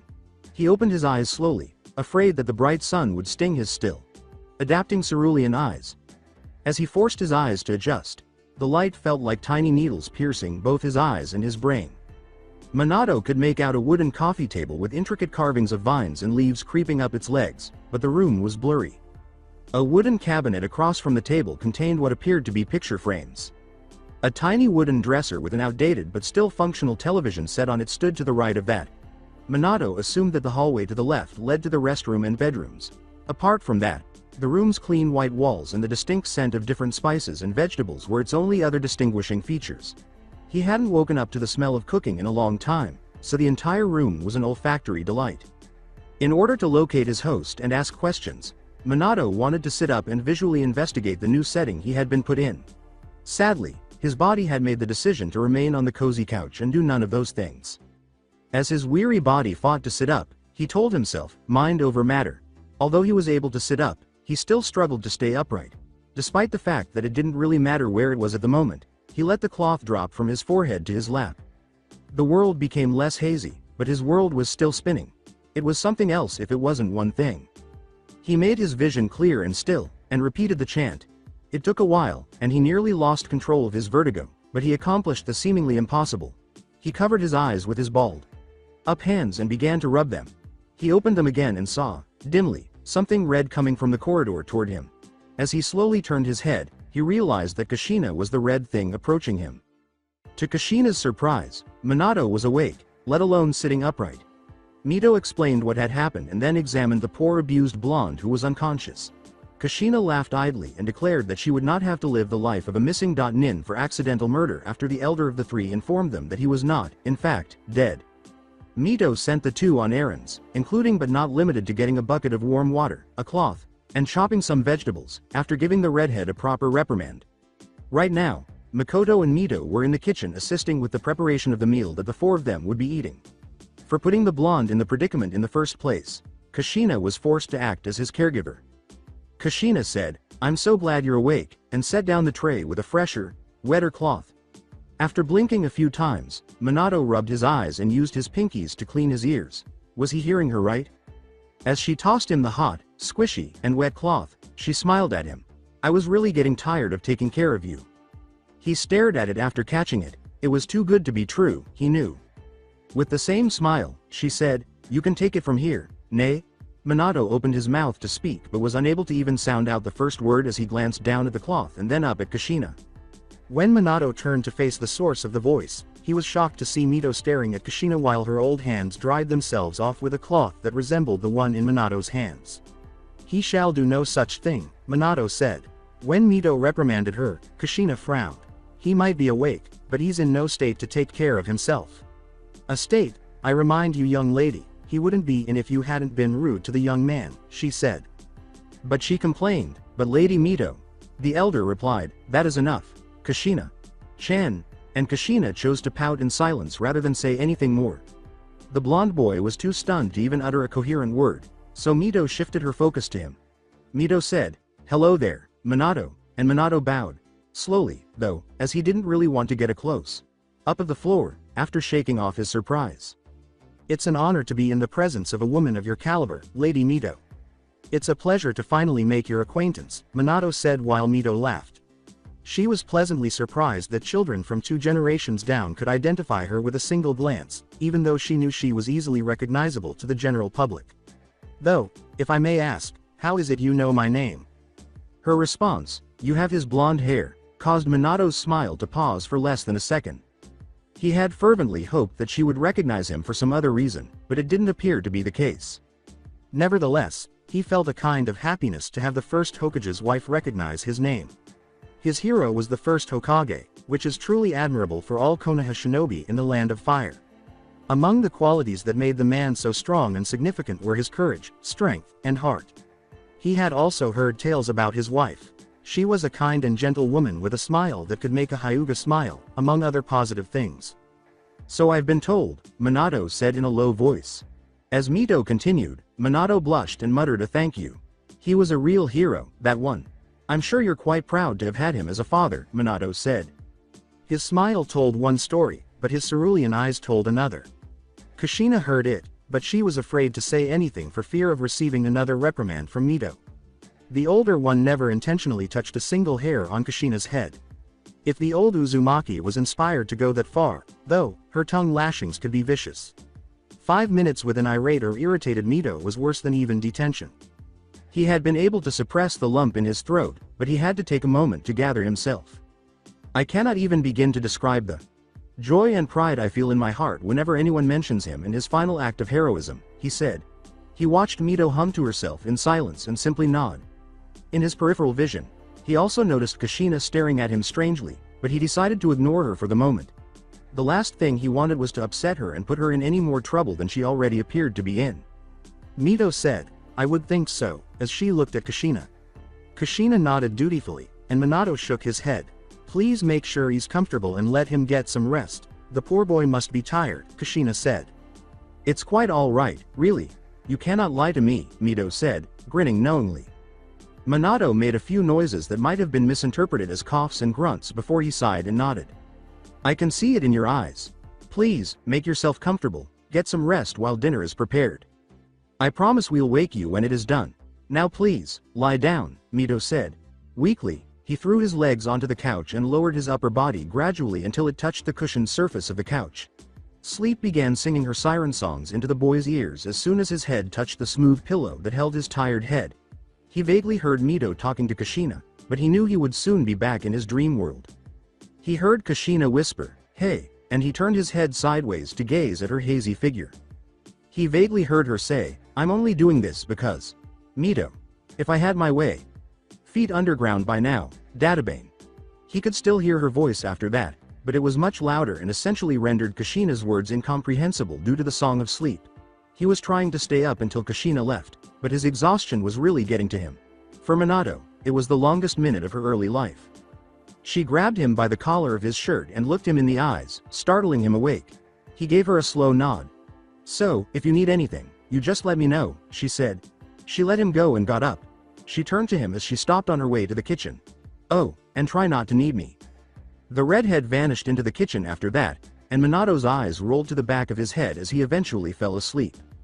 "Father, don't go," a little boy begged, and his father stopped on the threshold of the front door. The majority of his face was obscured by his long, shaggy hair, with the shadows cast by an outside light hiding what wasn't. His husky, low voice echoed, "I'm sorry, son," as the boy began to cry. He could feel his father's blue eyes on him even though he couldn't see them. The cold air from the dark winter night made his young body tremble. The youngster's vision was limited by the street lamps outside, but he was still able to make out his father's shape and posture, tense, anxious, and doubtful. The boy's cry, "I need you, Father. You can't leave me here all by myself," was so desperate and raw that it hurt the father's feelings. Still, he turned his body and smiled half-heartedly at his son, stealing his nerves. He said to his son, "You must be strong, son, for both your mother and me." The boy simply gave a headshake. As he waited for his son to finish speaking, the father said, "If you walk out of here, I'll fear, sadness, sorrow, and, strangely enough, hatred were all leaking from the youngster's heart, and he simply shook from them all." The boy concluded, "I'll never forgive you." His father gasped silently. The boy's eyelids were forced shut in an effort to stop his tears from streaming down his face. He detested feeling so helpless. Even though he was a young child and aware of his limitations, everything changed after his mother passed away, despite his best efforts to stop it. From a brave and heroic shinobi, his father became a depressed and heartbroken man with an alcohol problem. As he sobbed and hugged his father's legs, the boy heard heavy footsteps approaching him and felt the barriers he had built up inside his heart come down. He pleaded that his father's pants would keep him silent. The boy's unruly hair was ruffled by a heavy hand placed on top of his head. Then, while still running his enormous, ruthless fingers through his son's hair, the father stepped forward to embrace him. There, my son," the father uttered in a harsh, dry voice. "I pray you'll never have to go through the heartache I'm feeling right now. But try to understand, there are things you just can't walk away from. Not if you want to live with yourself afterward," he told him as his embrace with his son widened. He inhaled his scent, his muffled cries and sniffling, the feel of his skin against his. "Everything. I'm proud to have fathered such a good son for as long as I have." The father gave his son a melancholy smile and then turned to leave, pushing him gently at arm's length with a heavy heart. The boy's reddened cheeks were now dripping with the tears he had been trying to contain. Only the faint whistling of the wind and the sniffling of a young boy who was crying in the dark were audible throughout the house. Without even giving him a final look, he watched his role model and hero leave the room. "I hate you," the boy screamed emphatically. It was all he could think of to say to prevent his father from abandoning him. He refused to depart with unsolved problems, would he? The father merely hesitated a moment. He continued by whispering his final words, which would linger in the young boy's mind for all time. "Goodbye, son. I love you. After that, the house's door started to close painfully slowly. With swollen eyes, the young child watched as his father's figure vanished behind the door. He stood there in silence, the only company coming from the darkness and the chilly night air. Then, with a resonant and eerie roar, the door closed. Minato leapt to his feet, panting heavily and drenching his brow in sweat. He noticed that he was still in Lady Mito's house when he looked around. It was now night, and the walls of her house were painted with light from the street lamps. The wall was covered in shapes of all sizes and shapes, and Minato couldn't help but shiver at the icy memory they brought back. Minato jumped in his place and looked around when the lights abruptly came on. He noticed Kushina standing exactly where he had last seen her, staring at him with drowsy indigo eyes. With half anger and half drowsiness, she questioned, "What's wrong?" With a flush, Minato looked down at his hands resting on his lap, twitching their thumbs. He hesitated and stammered, "What do you mean?" But he felt he understood her. She said monotonously, "I heard screaming. Very girly, very flaky screaming coming from this room," as she moved to the couch and sat down next to Minato, to his left. The blonde's blush darkened as she leaned over and placed her head directly on his shoulder. "Why are you screaming? And hurry up, I'm starting to sleep already." Minato simply gazed at his hands, as though he were asking them if he should tell her. Telling her wouldn't hurt, would it? He told her, "I just had a bad dream, that's all," and hoped she would forget it. With a sigh, Minato asked, "About what?" He responded, "It's just a dream about something that happened to me a few years ago," and she gave a small groan while cuddling his shoulder. He stiffened and nearly leapt out. Mumbled, "It's good to talk about things," she said. As he looked at her, he noticed that her red hair was spread out all over the place and her eyes were closed. Her left eye opened gently as she gradually brushed the loose hairs out of her face. She closed it again after giving him a glassy-eyed stare.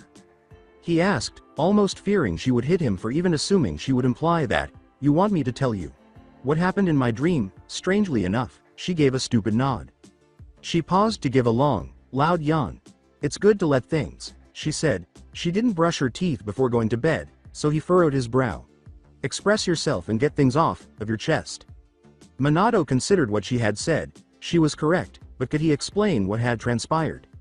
When he began, he heard her hum to herself, "My mother died when I was only 3, and since she didn't say or do much else, Minato took that as permission to go on. She was so sick that she was confined to her bed for the majority of her life since I was born. My dad never told me, but I believe I was the reason she became so unhealthy," Minato said, his eyes stinging from tears, which he suppressed so Kushina wouldn't see him cry.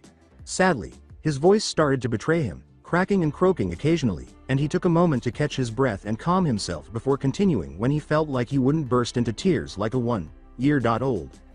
"I have vivid nightmares about my mother passing away by herself in bed, frail and gradually fading away like a fallen leaf," he said in a low voice. "She always calls out to me, asking for my help before the life in her eyes dies away." He was aware that his mother's passing still affected him, but he was shocked that there was not a choked sob or sniffle in the room when he felt his silent tears streaming down his cheeks. In fact, he was shocked that Kushina was the only sound coming from the room. Minato whispered to himself, "I didn't think she snored," as he wiped away his tears with the back of his hand. A smile formed on his lips as he carefully and slowly laid Kushina's entire body on the couch. Minato could have floated over to the light switch on silent toes because he turned off the lights without making any noise. She moaned as she turned and buried her face in the comfort of the pillow, her violet blue eyes slowly opening as she took in a shadow walking out of the door and slowly closing it. The pillow had a faintly familiar scent, but Kushina's sleep deprived brain was unable to associate it with a name or a face, but it didn't matter because she was finally going back to sleep, and that was all that mattered to her. After a few years of intensive training, Minato might have a chance, but he dared not actually fight Jiraiya Sensei at his current power level because he felt well rested and capable of facing him one-on-one. The blonde simply wandered the streets. He had plenty of time to kill because the sun would soon be rising. As he accelerated toward the training grounds, Minato thought to himself, "Maybe I should train. Even if we still go to the academy, I can't just stop training. I need to get stronger. Being Hokage isn't just a title, it's an expectation." He passed one training ground where he could feel chakra flaring and pulsing radically every now and then, and he went to take a look and saw a 12-year-old boy using a grand fireball to turn a log to ashes. Minato could relate to the 12-year-old's determination, and he was struggling to decide whether to approach the boy and speak to him. The boy had semi long, black hair and even colder, onyx eyes. When the older boy paused, as if he was unsure, he called out, "You can come out now," and Minato's body froze in place. He had been caught and was shocked that he had allowed himself to be discovered. He wasn't trying to hide, but he probably should have been more careful because he didn't realize how amiable and lethal this boy was. When the older boy turned, Minato approached him and looked him in the eye, and the boy blinked in surprise when he realized who was in front of him. "Why are you going out so early as a brat? You ought to be cuddling with your blanket at home, right?" Minato's cheeks slightly flushed as the black-haired boy mocked him with a stoic expression. It was true that he liked to sleep with a blanket, but the boy didn't really know that. He was just making fun of him because he was older. "I was merely in the vicinity," Minato told him. "I could feel you use your chakra from meters away," and the boy merely sneered. As if seeing Minato for the first time, the boy paused and asked, "Do you even know what chakra?" His eyes widened, then narrowed, and a tiny smirk appeared on his lips. "I knew I recognized you somewhere," the boy said. The boy who graduated 2 years ahead of schedule was Minato Namikaze. Minato gave the boy a suspicious look. "Yes, that is who I am." "Who are you?" Minato inquired. "You should feel honored. Not a lot of people get to see me train," Fugaku said proudly as he introduced himself. "I am Fugaku Uchiha, the heir to the Uchiha clan," and Minato started to perspire. "Should I?" Fugaku scowled at Minato's disdain for him and his clan after he asked rhetorically and then shook his shoulders. Minato blinked as Fugaku growled, "You got a lot of nerve, kid," and clenched his fists. "If you don't apologize to me right now, I might have to make you," the Uchiha threatened. When Minato smirked defiantly at him and dropped to a fighting stance, Fugaku was taken aback and sucked his teeth in annoyance before smirking back, "It's your funeral." The blonde retaliated by tilting his head to the side to avoid the attack and then jumping to send a kick to his head, which the Uchiha blocked with his left forearm and pushed off him. Minato was the first to initiate contact, running to Fugaku and throwing the first punch. Fugaku swerved to the left and delivered his own punch. It wasn't as if Minato was fighting with everything he had, but at this rate, he'd tire before the older boy. If the smirk on Fugaku's face was any indication, it was that he too realized that Fugaku wasn't taking him seriously after they kept trading punches and kicks for a while longer. Fugaku told him to just give up and apologize, and Minato bowed his head, bit his bottom lip, and then leapt back. "I am." When Minato said, "I'm sorry," Fugaku smirked and let his guard down. Because Minato had his head down, he didn't actually see Fugaku approach him. Instead, he only heard his footsteps. Minato was startled when Fugaku kicked him behind his knees, sending him forward, but he managed to catch himself before his face hit the floor. Minato was on his hands and knees when he felt Fugaku slam his foot hard against his back, causing him to groan and become enraged. "I couldn't hear you," the sneering, venomous Uchiha said. Minato closed his eyes and clenched them, wanting only to beat the boy's face in, but he knew he wasn't strong enough and that fighting back would be pointless. He would eventually exhaust himself before the Uchiha and endure more pain than was necessary. Fugaku laughed cunningly as he pushed Minato onto his back after Minato said, "I'm sorry," louder. The blonde glanced up at the Uchiha and noticed the sneering smirk on Fugaku's face. The arrogant Uchiha spat, "Remember this day. Engrave it into your mind," while pressing on the blonde's back.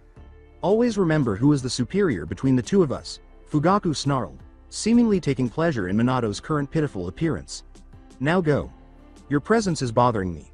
As the blonde stood and observed the older of the two, Fugaku turned away from Minato and said, "You smell like failure." Minato's resentment was growing, and he wanted nothing more than to attack the boy from behind and force him to kiss the ground, to crush the Uchiha's body and ego. However, he was also afraid because the older boy was much faster, much stronger, and far more resilient than he was. Minato reluctantly fled in order to use some training to ease the tension and hatred he was feeling inside of him. As he transformed into a blonde blur flying through the village, Minato thought ferociously, "I have to get stronger." Sweat trickled down Minato's face, causing him to pant. He glanced up at the tree. He had chosen the tallest one in the area and was now running laps up and down it. He couldn't stop, not now, not ever, he had to continue. He took off running up the tree, determined to complete his final lap. Since it was too hot to wear a jacket, he had removed his light blue jacket and left it folded at the base of the tree, leaving him only in his dark blue shirt and matching pants. He tied his forehead protector to his forehead. He jumped over the branches he had previously cut down and avoided the protruding branches, occasionally drawing a kunai to cut some out of his path. He jumped, flipped, and landed at the top of the tree after hearing a click just before he did so. He pulled out his stopwatch and discovered that he had arrived at the top in roughly 30.1 seconds. He chastised himself in his head. He was becoming careless. As he looked up at the sky, he noticed that the sun was glaring down at him without any clouds in the way. He sighed deeply, bowed his head, and closed his eyes. 3 years have passed since he was humiliated, but it has also been 3 years since he formally became a genin under Jiraiya of the Sanin's guidance with his teammates. Since then, he hadn't seen Fugaku, and he didn't want to right now. He still believed that he lacked the strength to confront the Uchiha. Jiraiya claims that he has become much stronger since then, but Fugaku also gained strength on his own. He had heard that this year's Chunin exams would be entered by Fugaku and his team. The white-haired man simply shrugged and moved in the direction of the red light district when he asked his sensei if they were also taking the exams this year. Minato was cunning and followed Jiraiya, but it was just one of the many things about the man that no one really knew. The memory made Minato shudder, and she vowed never to go back to that area of the village again. Okay. Are ninjas able to survive past the age of 50? In any case, Minato shook his head and cast his gaze to the floor. The leftovers from a restaurant he had recently visited were at the base of the tree. He ran down the tree with speed and agility well beyond his years as his stomach rumbled for the food. He descended as silently as a leaf from a tree and started eating right away. He bought an apple from a merchant on his way to his training location, along with some cooked fish and rice, for his simple lunch. He started with his dessert after finishing his main course, his crimson peck. Red. He took a bite out of his apple as his eyes softened in remembrance of what had transpired 2 years prior. All Minato could do was watch as Kushina turned and punched the genin in the stomach, sending strands of her red hair flying into the wind. After bending forward from the blow, the teenager spun around after Kushina's hard kick. After that, she leapt into the air, flipped, and slammed her right foot's heel into the genin's head. As his brother watched in horror, Kushina was able to get on top of him and repeatedly punch his face after the blow knocked him off his feet and onto his back. When Kushina told the genin that she was who she was and that she accepted herself even though she didn't like every aspect of her, the younger brother fled in terror. The boy made fun of Kushina's ambition to become the first female Hokage after her bottled-up aggression subsided. As if an outsider could ever be Hokage, he yelled angrily, causing Kushina to gasp in pain before he left to tend to his injuries. She was not an outsider, Minato knew, and he was mistaken, nor was her hair unattractive. She yelled at Minato, "You're not going to help me because I'm an outsider." Minato was taken by surprise. He started to say, but was cut off. She exclaimed, "I bet you agree with them, too," and then took off. Minato silently swore at himself for keeping quiet as he watched her leave. He didn't see her again after that. He hadn't seen her in any public areas or around the village. He didn't intentionally seek her out. He simply happened to run into every one of his academy classmates. Aside from her, at some point. Outside of the academy, even Makoto hardly ever sees her. She told him that she sometimes disappears for hours at a time and skips class half the time. The day after that incident, he was desperate to tell her something, anything at all. What could he have said, though? 2 years later, he was still unsure of what he could have said. He still feels the need to protect her. However, he had never once thrown himself into a brawl to save her. He had once endorsed her and silently supported her from a distance. In the past, he believed that was sufficient. He felt no need to intervene. However, why not? "Hey," said Minato, startled out of his reverie as Kana approached him, Daichi to her left, his hands in his pockets. "Hey," he returned the greeting, nodding to Daichi. "Have any of you seen Jiraiya Sensei recently?" They both shook their heads in response. Kana replied, "He just told us to meet him here at this time," and Minato gave a nod. He was aware of the man's intentions, but what were they? They heard their sensei's loud voice say, "Glad you're all here." Minato was instantly filled with dread when he saw the stack of papers in his hands. His teammates also recognized them based on their facial expressions. "Quick, I need you to sign these." Jiraiya enthusiastically nodded when Kana asked, "Are these the release forms for the Chunin exams?" He examined each of his charges and distributed the forms. He proudly remarked, "I think you three have what it takes to be a Chunin." Minato glanced up at Jiraiya after glancing at his form. Did he have faith in him? The 3 genin exchanged glances. Jiraiya laughed and threw them each a pen when Daichi asked, "Got some pens?" The idea of taking the tests made Minato's mind race as he gazed at the pen. He saw the 3 teammates scrawling their names down without really paying attention to what the forms said. Minato, however, read line by line while looking down. Damage, mutilation, amputation, blood, medical facility. Death. Minato swallowed the lump in his throat and looked up to see Jiraiya, who patted Kana's head and gave Daichi a gentle slap on the left shoulder, receiving his teammates' forms. At that moment, they all realized Minato was still sitting on the ground, his form still blank. Jiraiya asked, "What's wrong?" And Minato felt as though everyone in the village was looking at him. Could he express his lack of readiness to Jiraiya? That at such a young age he was too scared to die? The only family he had since his father's death, and he didn't want to be parted from them? He was not going to, but he could. In a matter of seconds, he signed the form and grinned as he gave it to Jiraiya. Despite his apparent reluctance, Jiraiya accepted and made an effort to smile for his students. He waved the forms in front of him after saying, "Gakis, get ready for one of the biggest tests you'll ever have to go through." After saying, "I'm just glad I'm not you guys, that's for sure," the man vanished in a cloud of leaves. Kana muttered, "The hell?" before turning to her teammates. Her voice was colored with excitement as she exclaimed, "Forget that old man, I just can't believe we're entering the Chunin exams." "It's about time," said Daichi. As he went on, the two turned to Minato. "I was tired of doing these lame D-rank missions. Some of the C-rank missions weren't that bad, but I could use more excitement in my life," he added. The boy simply blinked. Kana asked, "What do you think?" Minato looked away from his teammates. "Cool," he replied, drawing strange looks from Kana and Daichi. He got up and went to get his box of bentos. He waved to them and grinned, saying, "I'd like to stay and talk, but I got things to do, goodbye." Additionally, he left half of Team 8 feeling bewildered and strangely hungry after employing the body flicker technique. Minato was no longer even on the radar anymore. She would sometimes wonder what had happened to the girly blonde, despite her best efforts to deny it to everyone, including herself. She hadn't seen the boys hide her hair since that altercation with the genin, but it wasn't like she thought about him constantly. However, it made no difference because he was just like everyone else and didn't give a damn about her. She started beating the log that was set up in front of her, her fists clenched tightly. The force of each punch was sufficient to break the bark of the log, and if it had already broken off, her fists would leave an indent. She kept practicing her taijutsu for 10 minutes before deciding to give it up. She had to take a moment to admire herself as she filled her lungs with air again. She would be a genin in 2 days, formally becoming a member of Konoha. She would finally stop being the outsider, the loser, and the unwelcome nobody. She was aware that she might still not be popular, but at least she would have to speak with her new teammates. She didn't really interact with other children, with the exception of Mikoto and Inoichi. She didn't include the boys she beats up because, well, it simply isn't relevant. When a strand of red hair came into view, she simply gazed at it. Between her thumb and forefinger, her left hand lifted and grasped it. She felt a sudden impulse to pull the strand from her head, and she could feel her hand gaining the strength to do so. Rather, she pushed it out of her line of sight and to the side.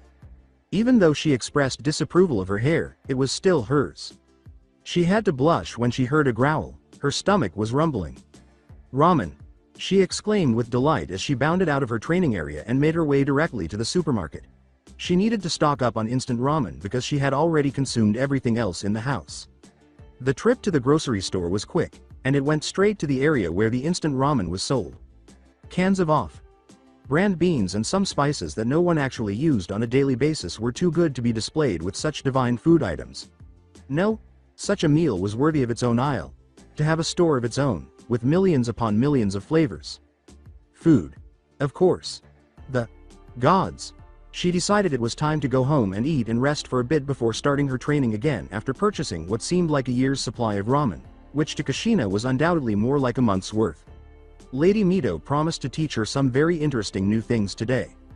Unaware that 3 pairs of eyes were observing her, she was so ecstatic that she took to the rooftops and started bouncing around from roof to roof. She said, "I'm home, with ramen, too," in a lively voice. It was just a matter of time until she became nasty with the ramen. When she didn't hear Lady Mito's response, she started to worry. She called out, "Lady Mito," but got no response. After putting the ramen away in the kitchen, she went to find her caregiver. A note was taped to the refrigerator, and Kushina felt a wave of relief sweep over the shore of the beach. It said, "Kushina-chan, I'll be gone for a few days because I have some business outside of Konoha. I apologize for not being able to prepare your lunch, but you undoubtedly purchased instant ramen anyhow." Kushina looked at her beloveds and paused her reading to laugh. She thought, "Oh, Granny Mito, you know me too well," and went on. Don't assume that just because I'm not around, you can do whatever you want because I have someone coming to see how you're doing every day. She simply broke out in perspiration. It's next to the stove, in case you were surprised. Have fun. As the note indicated, Kushina put the note down to discover a scroll neatly arranged next to the stove. She was shocked to discover that it was a jutsu scroll when she opened it. As she ran from her house to her regular training location, her happy laughter could be heard. Later, she came back to prepare a few ramens to go. It wasn't just Kushina who couldn't find the blonde. Since their last encounter, which took place on the day they signed the paperwork, not even his own teammates have seen him. 2 days have passed since then. Kana questioned, still no sign. But Daichi gave a negative response. Damn that kid. He's not at the dango shop, at his apartment or any of his usual spots. Where the hell? The two turned and saw Jiraiya grinning at them, asking, what's going on, Gakis? His smile turned to a puzzled expression as he blinked. Where's blonde minion? Kana gave a headshake. Jiraiya hadn't seen him either, as was to be expected. We don't know, we're looking for him. Have you seen him around? Both charges nodded when asked, you checked his usual spots? His 2 charges nodded, and Kana was the first to leave. Go check again, maybe he's there now, he said. Jiraiya looked in an apparently random direction when Daichi asked, what will you do, Jiraiya? Sensei. Satisfied, the young teen set out to find his teammate. I'll ask around, see if any of my comrades have seen the Gaki running around. I'll send one of my toads to get you too if I find him, he said. Jiraiya crouching to touch the cement sidewalk beneath him. He flashed through hand signs. There came a green toad with a few dark brown spots on its back. Yes. Without saying another word, the toad left. I want you to look for one of my minions, the blonde one. Report back to me if you find anything, he said. Jiraiya got up and headed directly for one of the bars in the area. Even though it was still 1 in the afternoon, he wasn't shocked to see it packed with people when he got there. He was not surprised to see his favorite girl downing a bottle of sake. Tsunade. Heim! Exclaimed the pervert with great delight. Disdainfully, the blonde bombshell turned and went back to drinking as though he had never been there, so cold. His perspiration fell as he pulled 100 ryo from his pocket and placed it in her outstretched hand. When you pay what you owe me, I might consider treating you like a normal human being, he said. She smiled at him, feeling superior, after accepting it. He took the stool to her left after she gestured for him to join her. With sardonic delight, she said, so, what do you want? Does Sarutobi Sensei have anything new for us? Jiraiya chuckled. He moaned when he noticed Tsunade looking away and holding out her right hand, but he said, no, nothing like that. I was just wondering if you've seen a student of mine. She took a swing at the sake bottle after he gave her a 50. He said, haven't seen him, none of the 3, as a vein pulsed in his forehead. I've heard that blonde brat of yours is becoming wildly popular with the art generation, she said, gesturing to a group of men seated at a table in the room's right hand corner. These guys here are saying he's a prodigy of sorts. Supposed to be better than Orochi. Baka when he was his age, Jiraiya said with a smile. Damn straight, she said, I see, and then drank more sake. She said, so he's gone missing. And knew Jiraiya nodded without having to turn. Check his usual places. My other students are doing it now, but they said they looked earlier with no luck. Tsunade remarked, well he's only one brat, prodigy or not, and Jiraiya furrowed his brow thoughtfully. Tsunade suggested, ask, Orochi. Baka, see what he thinks, and Jiraiya hummed, asking wouldn't hurt. Where is he? Orochimaru moaned and glared at the white-haired thread outside his house. Leave me alone, Jiraiya, he said. I'm busy. At this point, Orochimaru's expression changed and a cunning smile appeared on his lips. I just wanted to know if you've seen Minato around. His smile was cut short by a thin line. Ah, the prodigy, the one said to have surpassed me when I was his age, he said. Unfortunately, I can't say I have. I've been far too busy lately, he replied. With what? Jiraiya inquired, feeling uneasy. Orochimaru gave a shoulder shrug. Work. I see, Jiraiya said clumsily. In his right hand, he coughed. Any suggestions? Orochimaru used his right index finger to tap his chin. His typical habitats? Jiraiya arched an eyebrow. That's the first time he's heard it put that way. Nothing. Orochimaru said, this must be inconvenient for you, and then he shrugged his shoulders. After saying, I can't help you, he entered his house and shut the door. Jiraiya slipped his foot in the crack before it completely closed. When Orochimaru turned around, Jiraiya was staring at him. You can't, or you want? Orochimaru smiled. What's the difference? Jiraiya simply gave him a scowl before removing his foot and leaving. He heard Orochimaru ask, what do you know of the boy? And then a door closing. Jiraiya's mind was racing with ideas after hearing those final words. He wandered around Konoha. All he knew about Minato racing through his mind. He soon encountered his two charges. They shook their heads when he asked, anything? Time flies, he thought as he glanced up at the sky and saw that it was almost 6. I got nothing on my end either. Geez, it's like he fell off the face of the earth, Daichi replied. Kana laughed. He's gone for 3 days and doesn't say a word to us. It's like he was raised by animals or something. Jiraiya chastised, that's a bit harsh to say, Kana, he was midway through. Considering his circumstance. When he suddenly realized what he was doing. What's today? Wednesday, said Kana. Date? To herself, Kana hummed. Daichi responded, June 23rd, why? And then asked another question. He smiled comfortingly at each of them and patted their heads with his hands. No reason, I just remembered I need to be somewhere right now, he said. The two nodded, still perplexed but much more at ease than before. Just know Minato is all right, he just needs time to himself, they said. You'll see him in time for the Chunin exams, I know it. When Kana said, if you say so Jiraiya, sensei, Jiraiya erupted in laughter. The two nodded before bowing to their sensei and leaving for home. I do. Now go home, I'm sure your parents are waiting for you two with dinner ready, the two said. With the same smile on his face before it was replaced with a frown, Jiraiya watched them leave. He left for one of the two possible locations for the blonde. However, he was not at the memorial stone as Jiraiya had assumed. He was certain that he would be here of all places. Jiraiya looked solemnly at Minato's father's name as she traced it over. The stone had the names of some of his own friends engraved on it. They had put the stone here after the second Hokage's death, so it hadn't been here long. Nevertheless, it already had more than 50 names inscribed on it. Before vanishing, Jiraiya gave it one final glance. Darkness. There was nothing else to console him. He was surrounded by 4 walls and darkness. At one point, he heard that darkness was simply a lack of light. Had even the night left him? He assumed darkness was his only companion since light was gone. Was that friendship, however, a figment of the light's desertion? Was he really supposed to be by himself? He understood that it made no difference because everything eventually vanished with the passage of time. He felt pain in his eyes as the street lamp outside abruptly filled his vision with light. Minato. A voice he recognized called out.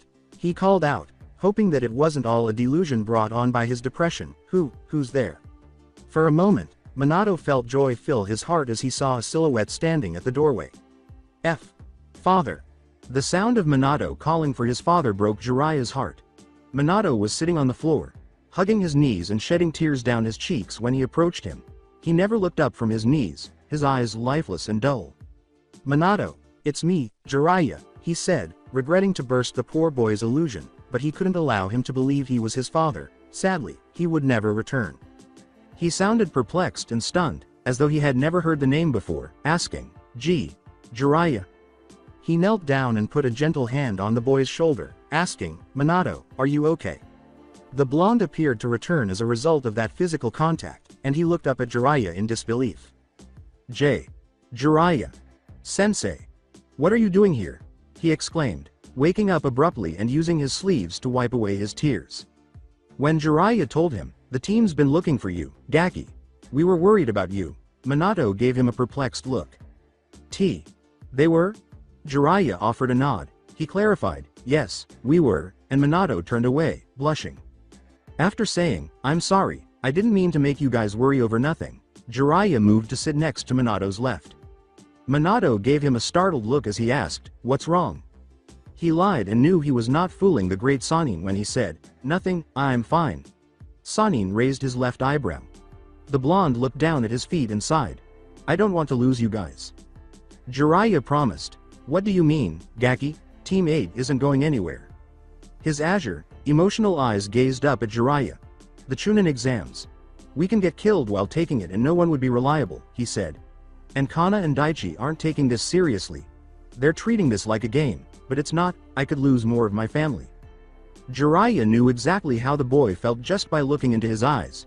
He didn't know what had happened to his father, and his own mother had left him. Tsunade, Orochimaru, Sarutobi, and most recently, his 3 charges, had made up his family. He knew he had to throw them into the Chunin exams, even though he wasn't particularly happy about it. When Jiraiya put his arm around Minato's shoulders and pulled him in for a side hug, Minato gasped silently. His words, "I know what you mean," were lost in his recollections. "I don't know what I'd do if I ever lost my teammates or sensei, or even you 3 rugrats." Minato had hope in her eyes. "S2?" Jiraiya nodded silently, confirming his response. Minato felt something stir inside of him. He couldn't quite place it, but it was warm. Jiraiya. "Sensei?" Minato paused for a moment, then plucked up the courage to continue. This confused the white-haired man. "Do you know? When someone tells me that I should be proud of my father, I don't feel pride," he said. "What do you mean?" Jiraiya nodded, leading Minato to continue. "To someone else, they might be happy and proud to have had such a courageous father do. Well, you know, what he did," she said. "But, I don't." Jiraiya remained silent. To a 5-year-old, making such a courageous sacrifice means nothing if you lose the only family you have. "I feel sadness at the loss of my father and even worthless that I wasn't a good enough reason for him to continue living after my mother died.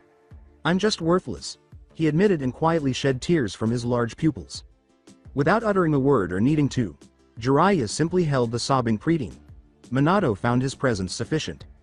The blonde suddenly turned to face his sensei. "Do you forgive me?" For what?" Minato had to pause because his voice was starting to falter. Before my father left, I told him." Nevertheless, Jiraiya waited calmly for him to gather his thoughts. "I told him that I hated him. I yelled it at the top of my lungs, and do you know what he said?" The man was shaking his head. "Goodbye, son. I love you." Minato cried once more. I couldn't say it back. I was so mad. I didn't want to lose him. He shouldn't have left if I said I hated him. So then why?" He broke down. He sobbed into Jiraiya's blue shirt, shocking the Sannin, and exclaimed, "I just want my daddy back." Jiraiya could see that he had kept it bottled up inside of him. He did his best for years to hide his feelings behind a wall of maturity and indifference that was far above his years. But it was the second time his wall had collapsed that night. Jiraiya was a little uncomfortable because she had never really gone through this with a child. Tsunade's approach to him after she killed someone for the first time was the closest he's ever been to going through this. As he held the blonde closer, patted his back, and hushed him like a father would to his wailing infant son, he felt a sort of paternal instinct take over. Jiraiya said, "I forgive you, Minato," after allowing Minato to release his suppressed feelings. "And you're not worthless. You have 3 people that care about you, and love you like family," said the individual. Minato merely shuddered. His sobs eventually stopped, and his breathing stabilized. Jiraiya noticed the boy's cerulean eyes were glassy, red, and puffy from all the crying, and that his eyelids were half closed. Minato managed to mumble, "Thank you," before falling into a deep, peaceful slumber. For a long time, Jiraiya remained motionless. A smile slowly appeared on his lips as he continued to gaze at his surrogate son. It made no difference to him what time it was. With 2 days left before the Chunin exams, the boy had more than enough time to relax. After a while, Jiraiya cautiously rose, holding the dozing blonde, and left the house. He glanced back inside before closing the door. The blonde brat's home likely held many memories, both positive and negative. Taking a deep breath, he shut the door and turned on the locks. It has been 4 days since Lady Mito gave the jutsu scroll to Kushina. Although it had undoubtedly been a difficult fight, she persisted and ultimately prevailed. She made a mental note, the blonde wuss is still nowhere to be seen. However, it made no difference because she was now formally a genin, as evidenced by the Konoha forehead protector, which she proudly wore on her forehead. At last, an opportunity to prove to the villagers that she was not an outsider. She liked Konoha, despite what she may or may not have said. It was simply too pleasant and tranquil to hate, so she wanted to make this her new home. All she wanted was for her parents to accompany her so they could witness how amazing Konoha was. It made her realize that she needed to write to them once more. Kushina blinked and turned to face the 2 black-haired boys behind her. Well, look who it is," she said. They appeared as though they might be Mikoto's second cousin in some way. Who knows? With caution, she inquired, "What do you 2 want?" She felt uneasy about those 2. The person on the left said, "We just wanted to talk," while wearing a fake smile. She cracked her knuckles and said, "Oh yeah? Then why is your buddy's right hand twitching? Is he itching for a fight?" the boy she was referring to reached into his pouch and growled. He snarled, "Forget this," and threw a wire with 2 steel balls attached to either end. It tied her arms to her torso faster than Kushina could react, and the weapon's momentum threw her to the ground. Despite her best efforts, the wire continued to pierce her skin. The boy on the right said, "That was too easy," in a patronizing manner. She struggled some more before laughing, which confused the 2 people who were observing her. What? She didn't need to respond, so she didn't. She was engulfed in smoke a second later, and a log appeared.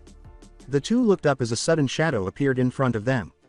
Just as Kushina landed a hard heel on top of the boy on the right's head, the boy on the left, who was faster than his ally, leapt to the left.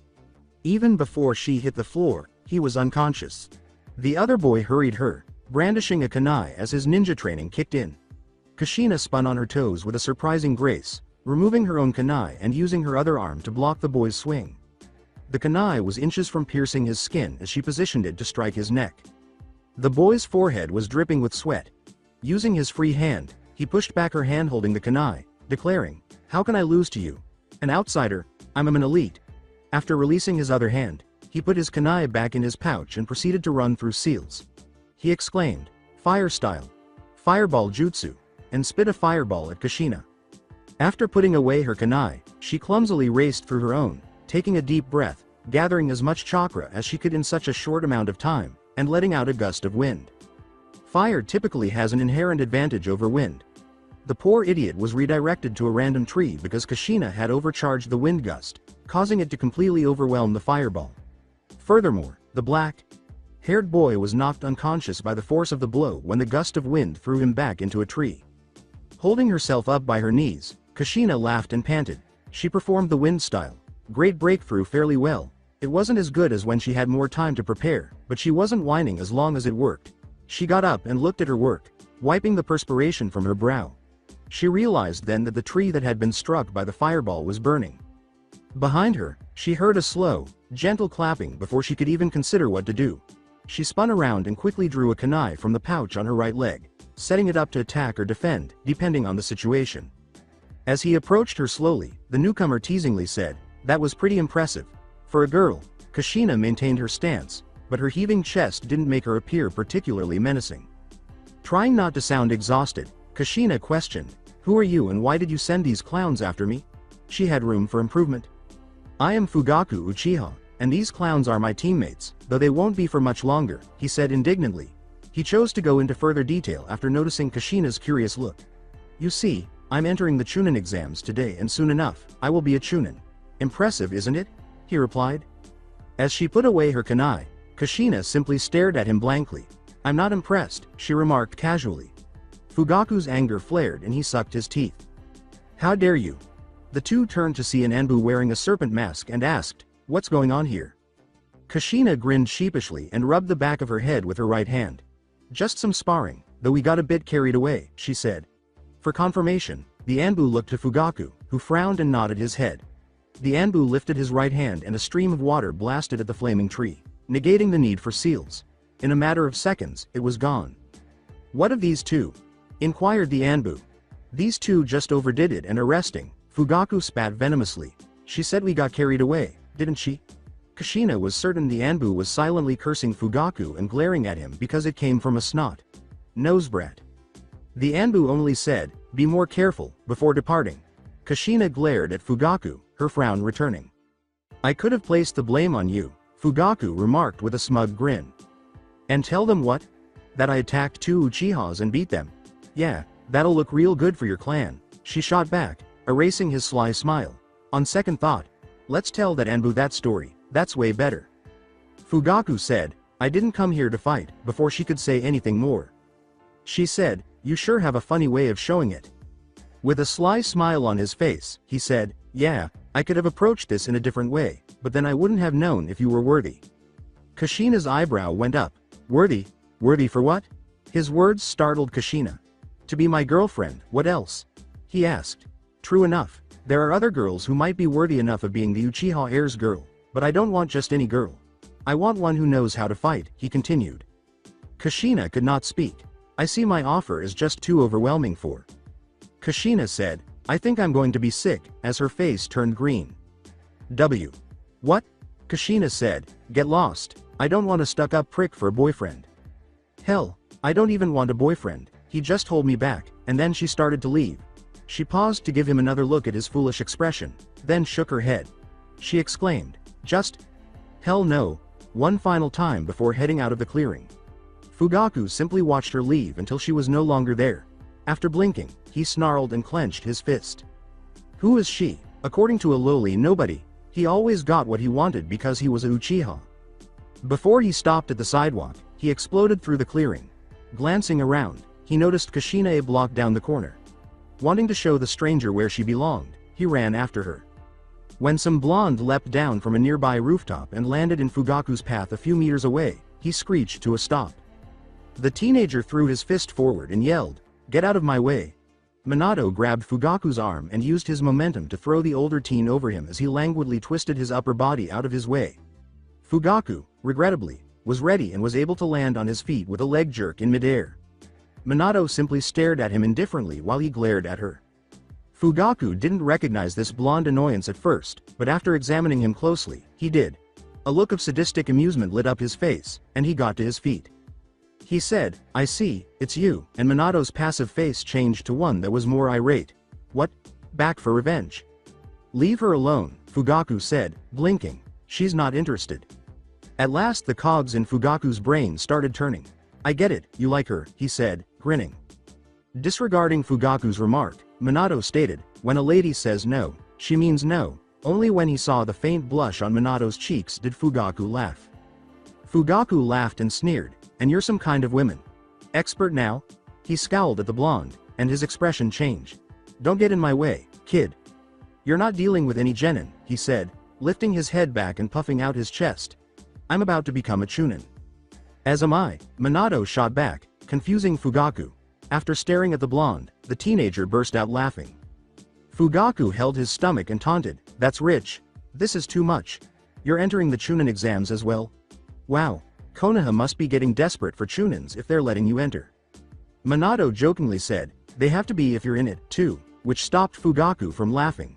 He clenched his fists so tightly that his knuckles turned white as he glared at the blonde. The two said, "Well, now, it's getting late," as Jiraiya approached them from below. Fugaku sneered at him and then gave Minato a final glare. "Wouldn't want any chunin. Hopefuls to miss the opportunity to go up in rank," I said. Fugaku stated, "We'll resolve this during the exams." Minato gave a nod. After using the body flicker technique, Fugaku vanished from view. Minato and Jiraiya gazed at the spot he had been standing on a moment before turning to face one another. Minato said, "Thank you, Jiraiya. Sensei. I think you would have tried to fight me if you hadn't shown up when you did," to which Jiraiya sneered. His confident statement, "You could have handled him," caused Minato to laugh without amusement. Minato remarked, "I wish I was as confident in myself as you seem to be." Jiraiya put his hand on Minato's shoulder and squeezed it comfortingly. "You can take that kid on, and win if you really believe in yourself. I have no doubt in my mind that you could flat-out wipe the floor of that Uchiha princess," Jiraiya reassured him. The words of his sensei gave Minato a boost of confidence. It seemed as though he was using his hand to feed Minato confidence. With a radiant smile, Minato said, "Thanks Jiraiya, sensei." When he said, "Anytime, Gaki. Now come on, Kana and Daichi are waiting for you at the academy and you know how impatient Kana gets," Minato winced and flew, not ran, in the direction of the academy. "Thanks again Jiraiya. Sensei. For everything," Jiraiya exclaimed as he watched him leave with a smile on his face and inhaled deeply. When he warned his children that they were about to take a very difficult test that could launch their ninja careers, he wasn't kidding. Or stop it. The transfer is complete. The monster is sealed tight. The scroll seems to be holding up. Her vitals? Stable, but I'm afraid she doesn't have long. Any more conversation was cut off when a weak voice exclaimed, "How? How much time do I have left?" A man in white robes approached her as all eyes were on her. "Don't look at me that way, I'll be fine. I just want to know how much time I have left." As he waited for a response, the man in the white robes cleared his throat and glanced around the room. A man in a lab coat, wearing round glasses, looked at a chart close by. He replied, "It says here you should be dead now," but he hurried on when he saw the glare from the man in the white robes. However, because of her special circumstances, you still have another week at the most, 3 days at the least. With seals drawn on and around her, the woman lay on the ground, and the man in the white robes turned to face her. Eventually, she passed out. I told you already not look at me like that. I've lived a long, full life. I'm not afraid of dying, she told him. A woman exclaimed in concern, Hokage. Sama. But Hiruzen simply extended a hand. He told her, she needs to rest, don't worry, and then he snapped his fingers. Hawk, Boar, and Tiger were the three Anbu that showed up. Get the carriage ready, we're leaving. A voice called out, Hiruzen, and Hiruzen sighed. He really didn't want to worry about him right now. Hiruzen turned to his former teammate Danzo and asked, what are we going to do with the Kyuubi? We have to seal it into something or someone more durable than a scroll. I know, Danzo, I know. I already have someone in mind. The sudden intent to kill emanating from Hiruzen silenced Danzo's reprimand. You're not speaking of that girl, are you? She wasn't even born here. What makes you think she won't get up and leave the village one day? She is the only hope we have. She shares the same blood as Lady Mito. She is the only one I can think of who can stand having the Kyuubi sealed in them and not get ripped apart from the inside, he said with assurance. While it is true that she wasn't born here, I have observed her. I know she will not betray this village. Danzo insulted him by saying, you're such a fool for having faith in such a child. His suggestion was met with a glare from Hiruzen. What of Orochimaru? I've heard he has an incredible healing rate, and I'm sure with his intellect, he could put the beast's power to good use, he said. Hiruzen released more of his murderous intent and exclaimed, she will be the new Jinchuriki for the nine-tailed fox. I've already made my choice, Orochimaru will have nothing to do with the Kyuubi. No one will. Knowing that it would be detrimental to his career and health to cross an irate Hiruzen, Danzo bit his tongue. Sarcastically, as you wish. Hokage. Sama, he said. Danzo walked out of the room without saying anything more. Are you okay, Hokage? Sama? Inquired the spectacled man. Hiruzen glanced down at Lady Mito and nodded. How could a 12-year-old be informed that a monster was going to settle in her stomach? The room Minato was in at the moment was tense because 90.2 genin were anxiously awaiting the start of the tests. Standing around, talking to their teammates and friends, avoiding looking frightened or anxious, or, in Fugaku's case, simply glaring haughtily at his rivals. Two of Minato's teammates were among the three individuals he currently knew personally. He did his best to appear unconcerned, ignoring the scathing glare that Fugaku was giving him. Not as easy as it seems. Daichi yelled, hey, without turning to face the blonde genin. Observing this, Minato kept her gaze on the remaining Chunin. Hopefuls in Konoha. Yeah? Where have you been? Sensei, Kana and I have been looking for you ever since you disappeared? Dealing with the skeletons in my closet, as vaguely as possible, was Minato's cool response. Even though he knew he wasn't treating his teammates fairly, he still didn't want to share his past with them. He was surprised that despite his evasive response, Kana had not yet spoken to him. Daichi wanted to know what he meant, but after seeing Minato's expression, he changed his mind. He was currently too preoccupied with the exams to be distracted by the past. Daichi turned to the exams as well, shaking his head. It wouldn't help his own performance either. Unexpectedly, a big bunch of white hair flew through the window that was now broken, across the room, and through the door that had been closed. It managed to avoid all of the genin. All of genin blinked at the unexpected incident and turned to face the door, where a very attractive and voluptuous blonde now stood, looking irritated and possibly intoxicated. She scoffed as she looked out at the sea of terrified genin. Suddenly Minato raised both hands and a white scoreboard with the big, bold number 9 writing on it appeared. To the blonde's surprise, this made her smile. A gruff voice yelled from the hallway, while he wasn't behaving as he should have, before passing Tsunade and entering the room, revealing himself to be the third Hokage. Hiruzen concluded by saying, I'm sure there were many alternatives to punching him as you did, Tsunade. Chan, which made the blonde scoff and turn her head away from her sensei. He sighed at her response and turned to face his shinobi, forcing a smile. The Hokage's eyes gleamed as he observed Jiraiya's student off in the back. Well, I see a lot of new faces this year, he said. Since graduating, he had followed the prodigy's development, and he was shocked that he hadn't attempted to take the tests sooner. He assumed Jiraiya was involved, but the white-haired Sannin would dismiss the charge with indifference whenever he even hinted at it. I can see the will of fire burn in each and every one of you. Tsunade drew out the word, sensei, to get his attention. As thrilling as your speeches are, I think we should start the first part of the exams already, she whispered quietly, attempting to avoid openly insulting the village leader in front of his devoted shinobi. She could have done a better job, as evidenced by a twitching eye and a tick mark. Yes, well, said Hiruzen, coughing into his bald up left fist. This exam will be divided up into 3 parts. The first will consist of a written test. The others, a voice interrupted, will be a secret. For example, as the voice entered, it turned out to be Orochimaru, another of the Hokage's pupils.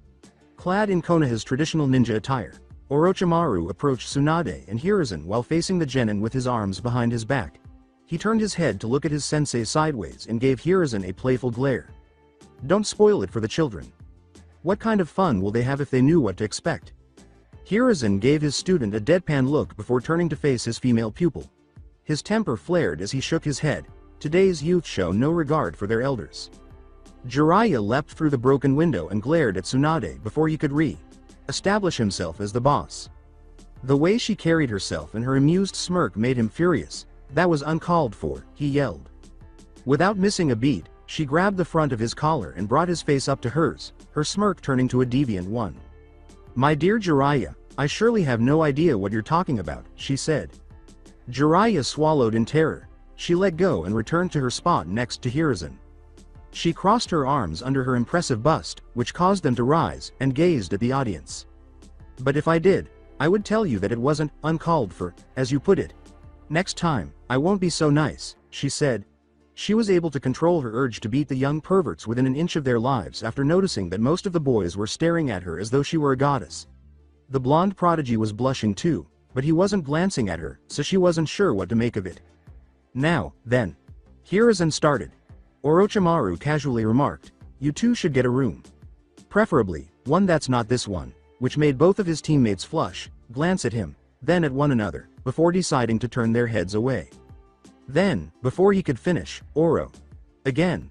Tsunade yelled, clearly irritated, I'm not even going to dignify that comment with a response. Jiraiya scowled more, but remained silent. Minato wondered what was causing his sensei's eyes to flash with annoyance. Hiruzen's students interrupted him before he could move on to the next syllable, and it went on like that for a good 2 minutes. It went on until the Hokage finally lost it. As he glared at his 3 students and released a crippling amount of killing intent, the older man yelled, enough. It only paralyzed the genin in the room, of course.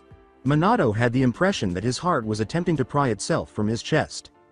His teammates were in worse shape than he was, but he was still able to look up. The majority of people in the room actually collapsed to their knees or flat on their stomachs.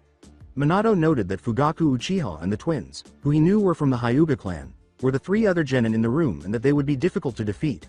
He was shocked to find that he was performing on par with, if not better than, the Uchiha, even though none of them appeared to be doing well. Minato was able to let out an exasperated sigh as he saw the hate shining in his eyes. The invisible pressure suddenly disappeared, and everyone tried to catch their breath. Something told Minato that he wouldn't be hearing the end of this, and he returned Fugaku's glare. At that moment, the genin realized that all but one Sannin had departed. Orochimaru grinned amusingly and said, now that you all aren't emptying your bowels, we can begin with the first portion of the exams, which made the majority of the genin tremble. Hiruzen observed Jiraiya and Tsunade using toothbrushes to scrub his office floor. In his office, 2/3 of the greatest teams since the first and second Hokage were cleaning it like 2 reprimanded kids. His face would have split in 2 if the smile on his face had been any wider. Maybe next time, you two will think twice about disrespecting me in front of my shinobi, Hiruzen reprimanded, observing his students frown but remaining silent. He inhaled deeply and peered out his window. He said coldly, Today will be an interesting day, oblivious to the odd looks his students were giving him. Jiraiya muttered, crazy monkey, and the slug princess gave him a muffled laugh. Jiraiya turned to face her and smiled at her. Tsunade's cheeks turned a pale shade of pink as she blinked. She didn't want him to tell him how he had impacted her, but she couldn't even tell what it was that made her blush or even make her heart leap. To Jiraiya's perplexity, she turned her head and carried on cleaning. His scowl reappeared, and he started muttering about how women were confusing and needlessly challenging. Before turning to face one of the Hyuga twins with whom he was paired, Minato gazed at the stapled pieces of paper. It was a strange test. To begin, Orochimaru had informed them that they would be matched with a genin at random. The 2 would then collaborate to complete it, with Member A working on the first half and Member B working on the second. Additionally, he had stated that they needed to receive at least 97%. Any lower would be regarded as a failing grade. With occasional glances to his Hyuga partner for assistance, Minato had to cram his mind to answer all 15 questions. Minato would flinch every time he heard a snake hiss, only to look up to see a snake staring at him. Orochimaru casually stated that cheating was prohibited and that the team would be eliminated after the third instance, now that he remembered. It was already time for the 8th team to leave the room. Minato was unable to even seek assistance from his own partner. They couldn't look at one another until they had reached the final sheet of paper. All he wanted to do was wait for his partner, relieved that he had completed his portion of the test. He caught the Hyuga cheating out of the corner of his eye. He had summoned the Byakugan, the renowned dojutsu of his clan. On the inside, Minato was freaking out, even though he didn't show it. He would be eliminated if Orochimaru or any of his snakes, who were observing and slithering around the room, caught sight of him. Since he was still young and had plenty of time to rank up, he didn't really care about passing on to Chunin at this stage of his life. The fact was that he didn't want to lose to Fugaku, which even shocked him. He refused to give the arrogant Uchiha any more grounds to despise him than he already did. Hopefully the Hyuga's head down, with an arm shielding his face from them, wouldn't seem strange to Orochimaru or his snakes. Sweat trickled down his forehead as he glanced to his left and right, his eyes moving like the snakes that frequently hid beneath the books, desks, and bookcases that filled the room. As subtly as possible, Minato looked around at his teammates, who were fortunately positioned in front of him. Daichi was seated in the first desk on the right side of the room, and Kana was seated 2 desks ahead of him. If Kana's irritated look was any indication, he could tell that she had given up at some point, and Daichi was still attempting to answer the questions. He heard the proctor laugh softly, and his eyes shot upward. Orochimaru was staring him in the eyes as he kept laughing, as if it weren't awful enough that he knew he hadn't passed the test. His blood grew cold and his body tense. Why was the former teammate of Jiraiya staring at him? Did he believe he was being unfaithful? Minato was certain he had been caught cheating on several occasions, so why didn't he confront him and expel him? He glanced at the pencil his Hyuga teammate was holding. He looked him in the eyes and saw that he was bored, but he completed the test. The final question was written on the bottom half of the page, with a thin line dividing it, and they turned the sheet over to the final sheet of paper. After exchanging glances, Minato and the Hyuga turned to face their proctor. Orochimaru laughed a little louder, as if he could read their thoughts. "There is 10 minutes left in the test, then we can begin with the fun part. I'd advise those who still haven't finished the test to do so before the 10 minutes are up," he said. Minato waited patiently for time to pass while letting out a silent sigh. When he looked down, he saw that the Hyuga had nudged him and passed him the bottom half of the paper, neatly trimming where the line had been. The Hyuga gestured for him to read the slip while he glanced at his teammate. Minato read it after picking it up. "Congratulations on making it to the last section of the written exam. The easy part is about to begin. Just circle your preferred option and submit this slip, your exam, and your partner's. A. Go back to the exams, but this time, draw your teammate's name. ORB. Complete a more difficult written section on your own." Minato turned to face his teammate, but he was staring at Orochimaru, who clapped his hands, while he stared at the slip in an odd way. When Orochimaru said, "Pencils down, genin, now comes the fun part," Minato shuddered. For those who haven't read the slip already, everyone is getting 2 options. Option A. Continue to the second part of the exams, but have your partner's name added to drawing that will come before the second part. Option B. Your partner's name won't be placed in the drawing, but you'll have to take a harder test. Believe me when I say that this test is nothing compared to the other. Even I, a genius among my peers, would have some difficulty with it. Option B couldn't compete with Option A, the genin muttered, describing how simple this part was. But Minato sensed something was wrong. With doubt in his voice, the Hyuga twin who wasn't on his team questioned, "What kind of drawing?" In Orochimaru's throat, a chuckle was beginning to develop into a full-fledged laugh. "Ah, yes, I was wondering if anyone would ask," Orochimaru said, pacing the front of the room while everyone watched him hum and reflect. Calmly, he responded, "The drawing, you see, is to see which genin will not be permitted to finish and even retake the Chunin exams," dropping the metaphorical bomb on the genin. Orochimaru's smirk turned to a frown as the room echoed with the genin's indignant cries. Orochimaru slammed his hand on the wall behind him and called forth a giant boa, which roared, shocking the majority of the genin with the speed that comes from years of practice and training. Given that it appeared ready to leap at the whole Chunin hopefuls, Minato had been ready to leap out of its way. "Now I see why Sarutobi Sensei got so angry," Orochimaru said to himself. He paused to allow the words to sink in. "As I was saying, The drawing will be held to see which of you will not be able to finish and retake the Chunin exams. For a certain extent of time, he said. With a hint of annoyance in her voice, Kana boldly asked, how many of the genin will be chosen? How many times will a genin's name be pulled out? 1, 3, 90.2? And for how long would we be banned to take the Chunin exams?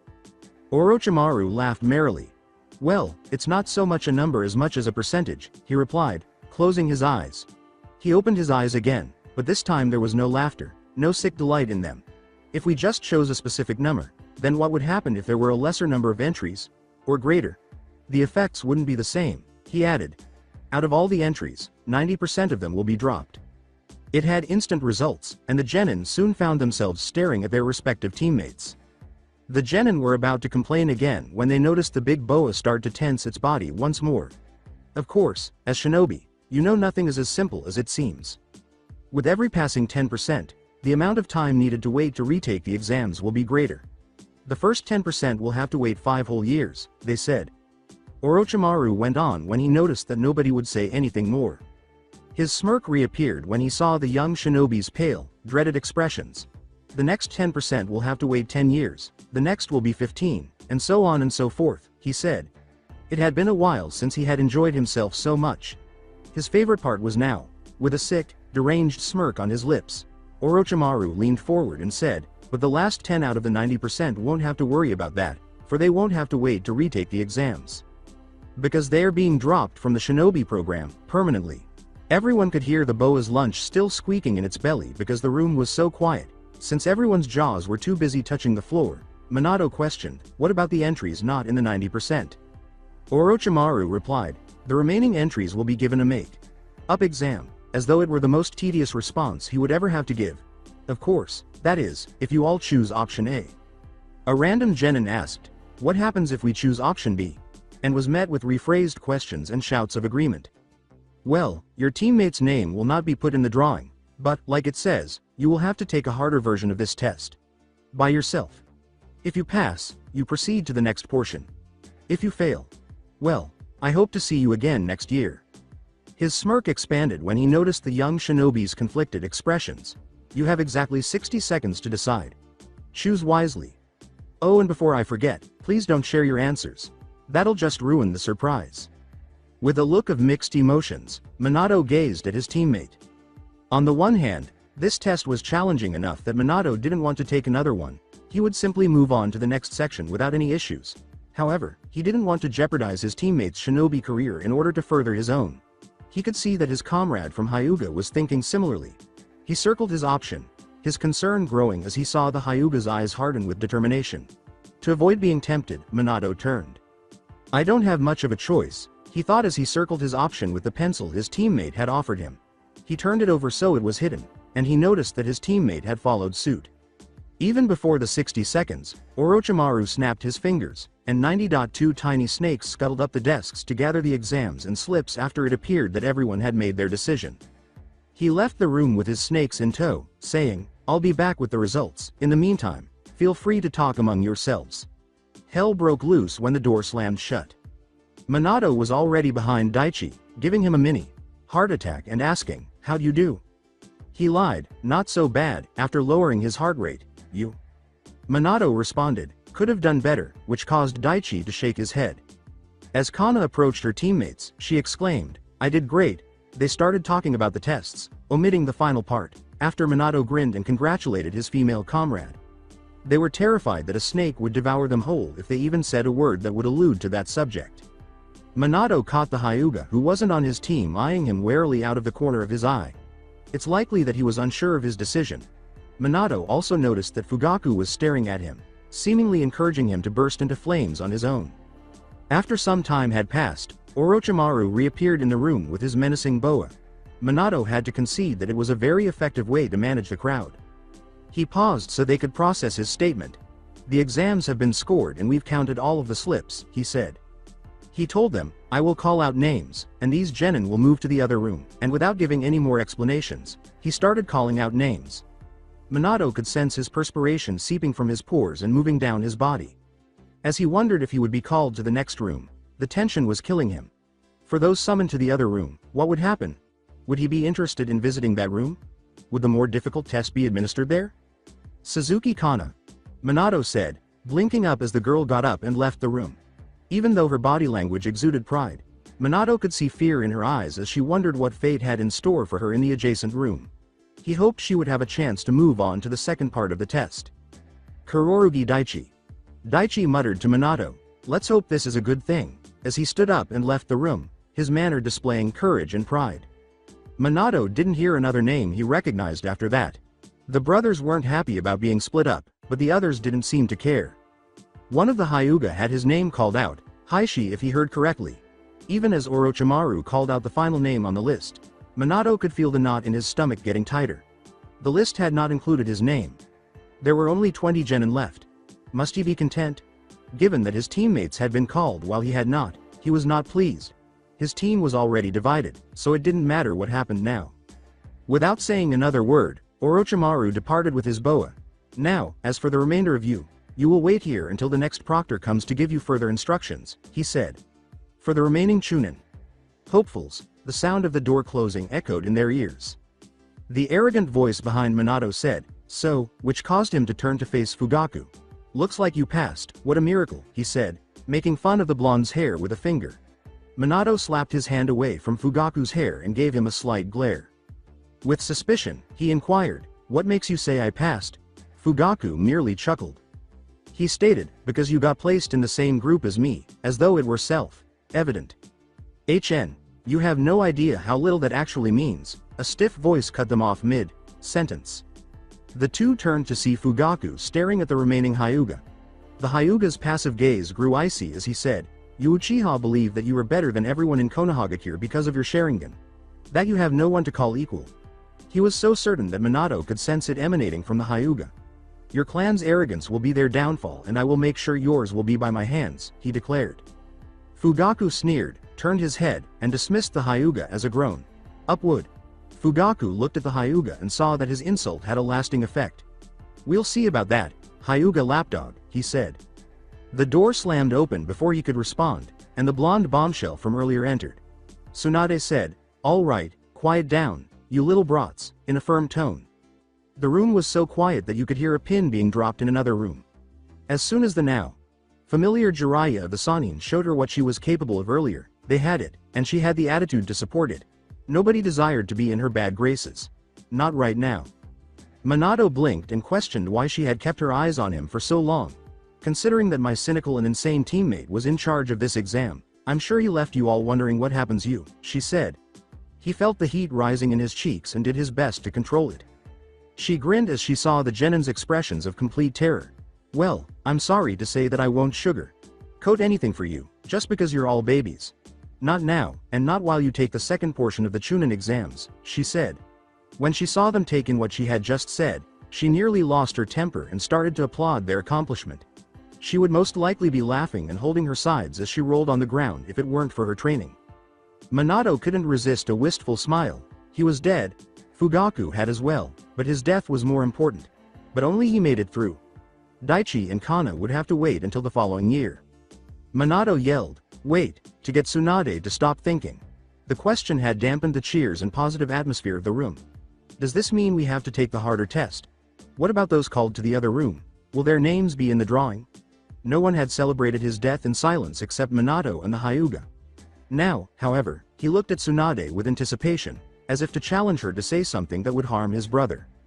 When Tsunade blinked, the entire room gasped, her expression dominated by total bewilderment. "Harder test? Oh," she exclaimed, laughing and snatching her hands. "Now I remember, yeah, that was all a hoax." "Huh?" was the room's response. Tsunade gave a kind smile. She started by saying, "You see, brats, there is more to being a Konoha.nin than being strong and born in Konohagakure," and the entire room listened intently. "Your village, your Hokage, and your fellow soldiers must all have your loyalty. Any shinobi could learn how to focus their chakra, weave hand signs, and use it to accomplish tasks that the general public would consider impossible. Being a shinobi for Konoha, however, requires you to understand what it means to work as a team, to be able to cooperate with your comrade in arms, and to give your life for them. In this instance, you had to decide whether to take a more difficult test without revealing your teammate's identity or to resume your test at the expense of their career. A tick mark appeared on her forehead, above her left eyebrow, but she chose to ignore him for the moment. She paused and looked around the room.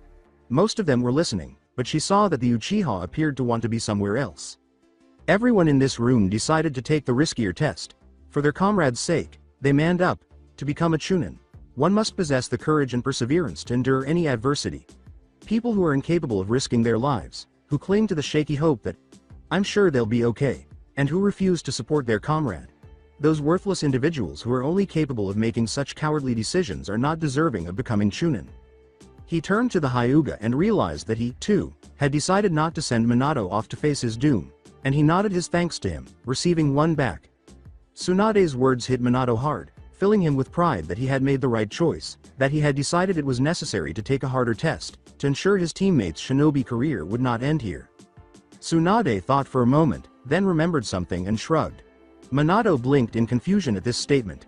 "Oh, and it doesn't hurt that this taught you how to gather information while under the scope," she said. "Get data?" But before anyone could ask her to elaborate, she had already begun talking. "As for the 70.2 genin in the next room," she said blankly, "who knows?" In the hopes that his teammates would be alright, Minato bit his lip. As she started to leave the room, her friendly smile turned stern and deviant. "Now, take the next hour to recuperate your young, little minds and get yourself ready for the next test," she said. "When the hour is up, I will be expecting you 20 at training ground number 44. Otherwise known as the Forest of Death." Minato felt tiny compared to the enormous trees that loomed over him as he stood in front of the Forest of Death. The blonde teen attempted to look past the trees and fence, but the shadows were determined to keep the unknown a mystery. His blood ran cold a second later, and he blinked when his eyes saw movement in the shadows. Had something in there just smiled at him? Tsunade watched in horror and dread as her 20 victims gazed at the forest behind her.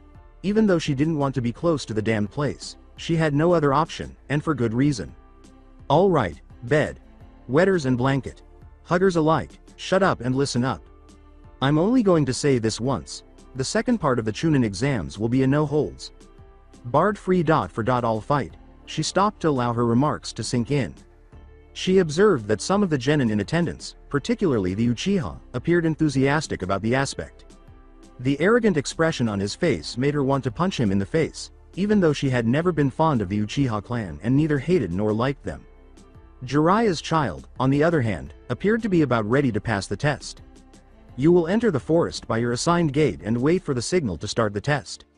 I have 2 rules. The biggest one I have is no killing each other. You can beat each other silly until your knuckles break, but there will be absolutely no senseless killing. My rules are absolute here, and if I find out that one of you brats breaks my big rule, well, this forest will eat you alive," she concluded with a wicked grin that would have made Orochimaru envious. Every genin in front of her felt a chill run down their spines, the response she had hoped for. A thin piece of a red gem was held up so that everyone could see it. "Each of you will be given 3 gem shards," she said. "To pass this portion of the exam, you will need to bring 10 shards to the tower positioned in the middle of the forest." The Chunin. Hopeful was about to say, "Wait, that means that only 6 of us will pass. What the F?" But Tsunade abruptly appeared in front of him and grabbed him by the scruff of his collar, silencing him. Glaring at the teenager, she raised him to eye level. As though the Shinigami itself were in front of him, the poor boy looked back in terror. She abruptly dropped him and stepped out in front of the teenagers when she was certain he wouldn't say anything more. She paused when she saw that her victims seemed prepared to express their opinions. "As I was saying, the only way to enter the tower and escape this hell on earth, is to walk to the doors of the tower and turn in 10 shards. You must fight one another to accumulate the 10 shards.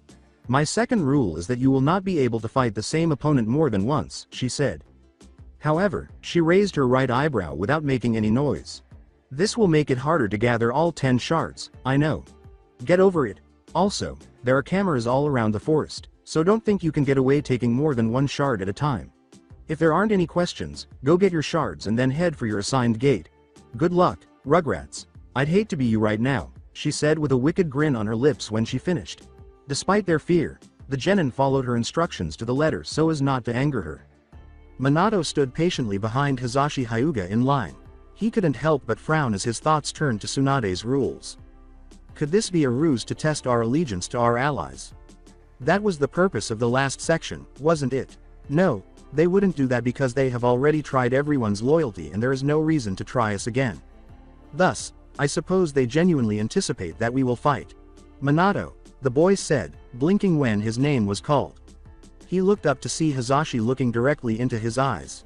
He said stoically, "You are no enemy of mine," before his eyes hardened and his brow furrowed slightly. However, Minato nodded, comprehending his message. "Get in my way and you'll be losing a shard.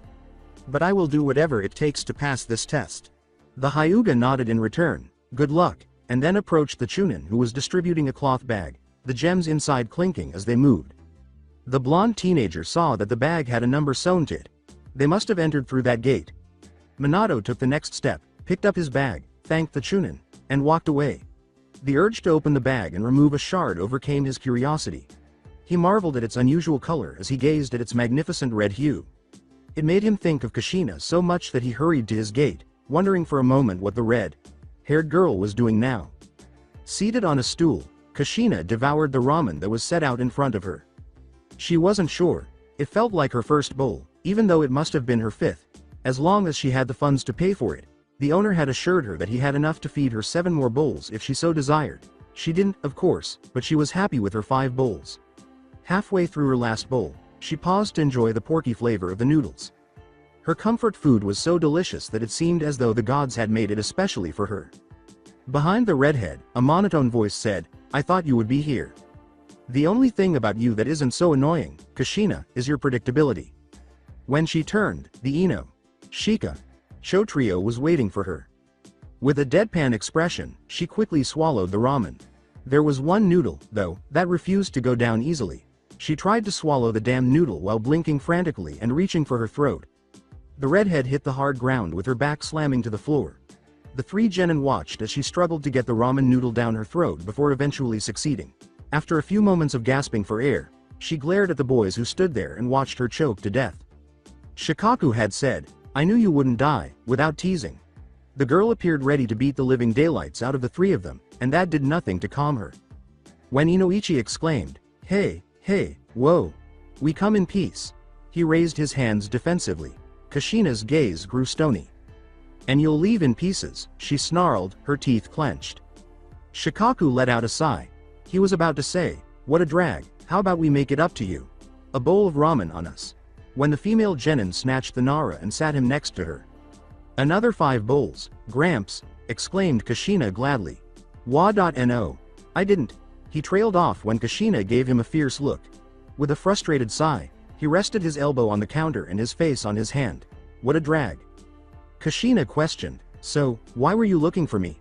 Shikaku blinked as though he had just realized Kushina was standing next to him. He shook his head as it clicked in his mind. Sitting to his left, away from the fiery redhead, were Inoichi and Shuza. "We came to see if you knew who your teammates are," he replied. She looked at her hands on the table, then at the 3 stooges, watching them writhe under her scrutiny. She smiled as she turned back to face them. "I was supposed to meet my sensei at Training Ground 3 to be evaluated, but," she said. The 3 friends were at a loss for words and simply stared at her. "I got hungry so I came here." Kushina's ears perked up when she heard someone say, "Red-haired girl." She turned to see a man interrogating an unidentified senior citizen outside the small ramen stand. Apart from a 4-point star with the Uchiha crest in the middle stitched on his right shoulder, the man appeared to be a normal Konoha Jonin. A familiar-looking face was also with the Uchiha. "So, that baby cried and went to his father." Kushina turned to her companions, who gazed at her expectantly, and scoffed, "PSH." Without letting any of the boys speak, she said, Hey, listen, I'll be back. I gotta go get something from my house, but I'll be back for the ramen," before getting off the stool and leaving. In an attempt to avoid drawing the policeman's attention, she left as stealthily as possible. As she turned the street, she snickered at her triumph and let out a loud laugh when she lost sight of them. She soon ran into someone, so her victory was short-lived.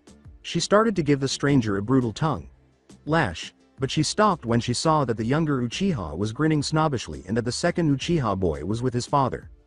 With sharp, hardened eyes, the elder Uchiha gazed down at Kushina. The boy yelled, "That's her, Dad," and pointed directly at Kushina. After giving him a fierce look, the redhead turned to face the tallest of the 3. The man said, "Come with me," in a stern, unyielding voice. Despite her desire to resist, Kushina knew that fleeing would only make her appear guilty. Furthermore, she couldn't possibly escape before the policeman called for assistance. A pair of black eyes watched their exchange from a distance and trailed after them as they departed. Minato moved slowly through the forest, taking his time. He was careful to keep in mind everything he encountered, including the centipede the size of a house and any snakes that might be present. He had to be shrewd and careful if he wanted to live in this environment. For a moment, a glint flashed from the left side of his peripheral vision. The strange thing was that it was on its way to him. Minato leaned back just in time to prevent a shuriken from piercing his chest, using the grace he had learned from his 2 years of training under Jiraiya of the Sannin. He gained momentum and flipped back 5 meters before pausing and raising his head. He saw Fugaku crossing his arms and grinning. The Uchiha leapt away and ran in the other direction before Minato could say anything. Minato thought about pursuing him. It was obviously a ruse to do so. Hey, Minato blinked and spun around, just missing being struck in the head by the sheath of a katana. To his surprise, the katana owner was standing to the right, and 2 other genin were staring down at him. How could he have allowed 2 genin to ambush him in such a manner? If this ever makes it to Jiraiya, he will never hear the end of it. Give us a shard or get ready for a beating of a lifetime, the smug-looking boy said. His friend merely laughed to himself and braced himself for combat. Minato simply gave them a strange look. His words were, "I didn't know we could team up," the katana-wielding boy chuckled. He retorted, "Tsunade never said we couldn't," and Minato found it difficult to refute his reasoning. The 2 genin rushed forward, quickly bridging the gap between the 3 before he could ask him any more questions. When they realized they would get to him before he could even drop into a fighting stance, their confidence increased. When they came to him for their first fight, they knew they had made the right decision. And the more conceited they became, the more likely they were to lose the battle. Ignoring their shocked expressions, Minato ducked down at the last second. He leapt away from the 2 more quickly than either could predict, and his eyes hardened. The boy with the katana began to say, "You brat," but stopped when he realized his weapon was out of its sheath. Startled to see that Minato was inspecting it in his hands, he turned to face him. He threw the blade back to its owner after he was satisfied, causing the katana to stab the ground. The teenager gave Minato a suspicious look before grabbing his katana. Minato's foot, bearing the majority of his weight, stepped on the pommel just as his hand touched it. Then, using the katana as leverage, Minato raised his other knee and drove it up to the teen's chin before the teen could scream. 7 meters away, the teenager crashed after being flung backward. His companion could only gape in wonder. His friend hadn't even perspired when the blonde kid knocked him out in less than a minute. Minato approached the unconscious teen and took a gem shard out of his kunai pouch without recognizing the presence of the other teen. After giving it a critical look, he nodded and put it in his pocket. Chills ran down his spine as he turned his cerulean eyes to the lone other person in the room. Minato asked in a neutral tone, "Are you going to cooperate or are you going to fight too?" The older teen knew Minato would be prepared even if he just appeared hostile, even though he had eased out of his stance. He had never seen anyone as fast as this child. The teenager dropped to his knees and threw a gem to Minato so as not to annoy the child. Without any difficulty, the blonde caught it and examined it once more before putting it away. He started to leave, turning away from the conscious teenager. The teenager watched him leave, his anger intensifying as he observed Minato. "I can't just watch helplessly, this is my opportunity." In an attempt to catch the smaller genin off guard, he zipped down the distance between himself and Minato as quickly as his legs would allow. He threw all of his weight into the punch by launching his right fist forward. Minato spun around and ducked down with a speed that was beyond his years. For a brief moment, he hovered over Minato after the older genin's fist flew harmlessly over his head, but during that moment, he realized his error. As his shoulders pushed his opponent's body upward, the blonde genin raised his body, placed his hand over the teenager's head, and pulled down.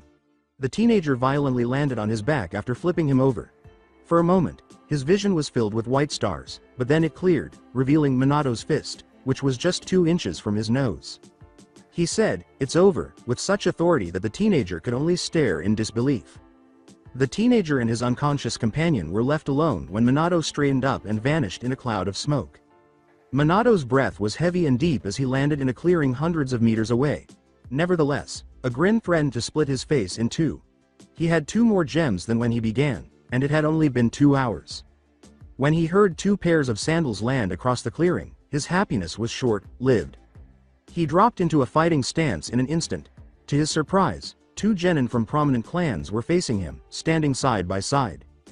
One was dressed in the Hyuga clan's traditional battle kimono. The distinctive Byakugan eyes of his clan were fixed on him stoically, a frown firmly pressed to his lips. The teenager beside him was dressed in black shorts that ended just below his knees and a black V-necked shirt with his collar up. Minato could see his onyx eyes gleaming with mischief, even though his black hair shielded them from the sun. In case they turned hostile, Minato dropped his stance but kept his body poised and ready to move. "What do you two want? A shard?" Given Minato's perplexity, Fugaku smirked. As much as I'd like one, I've come to propose something different," he said. As the Hyuga moved forward, Minato's attention was captured. "We come here to offer you a chance to join us." Minato's eyes grew wide. That was unexpected. Kushina screamed in exasperation. "He came up to me and attacked me. This is the last time I didn't just beat him up."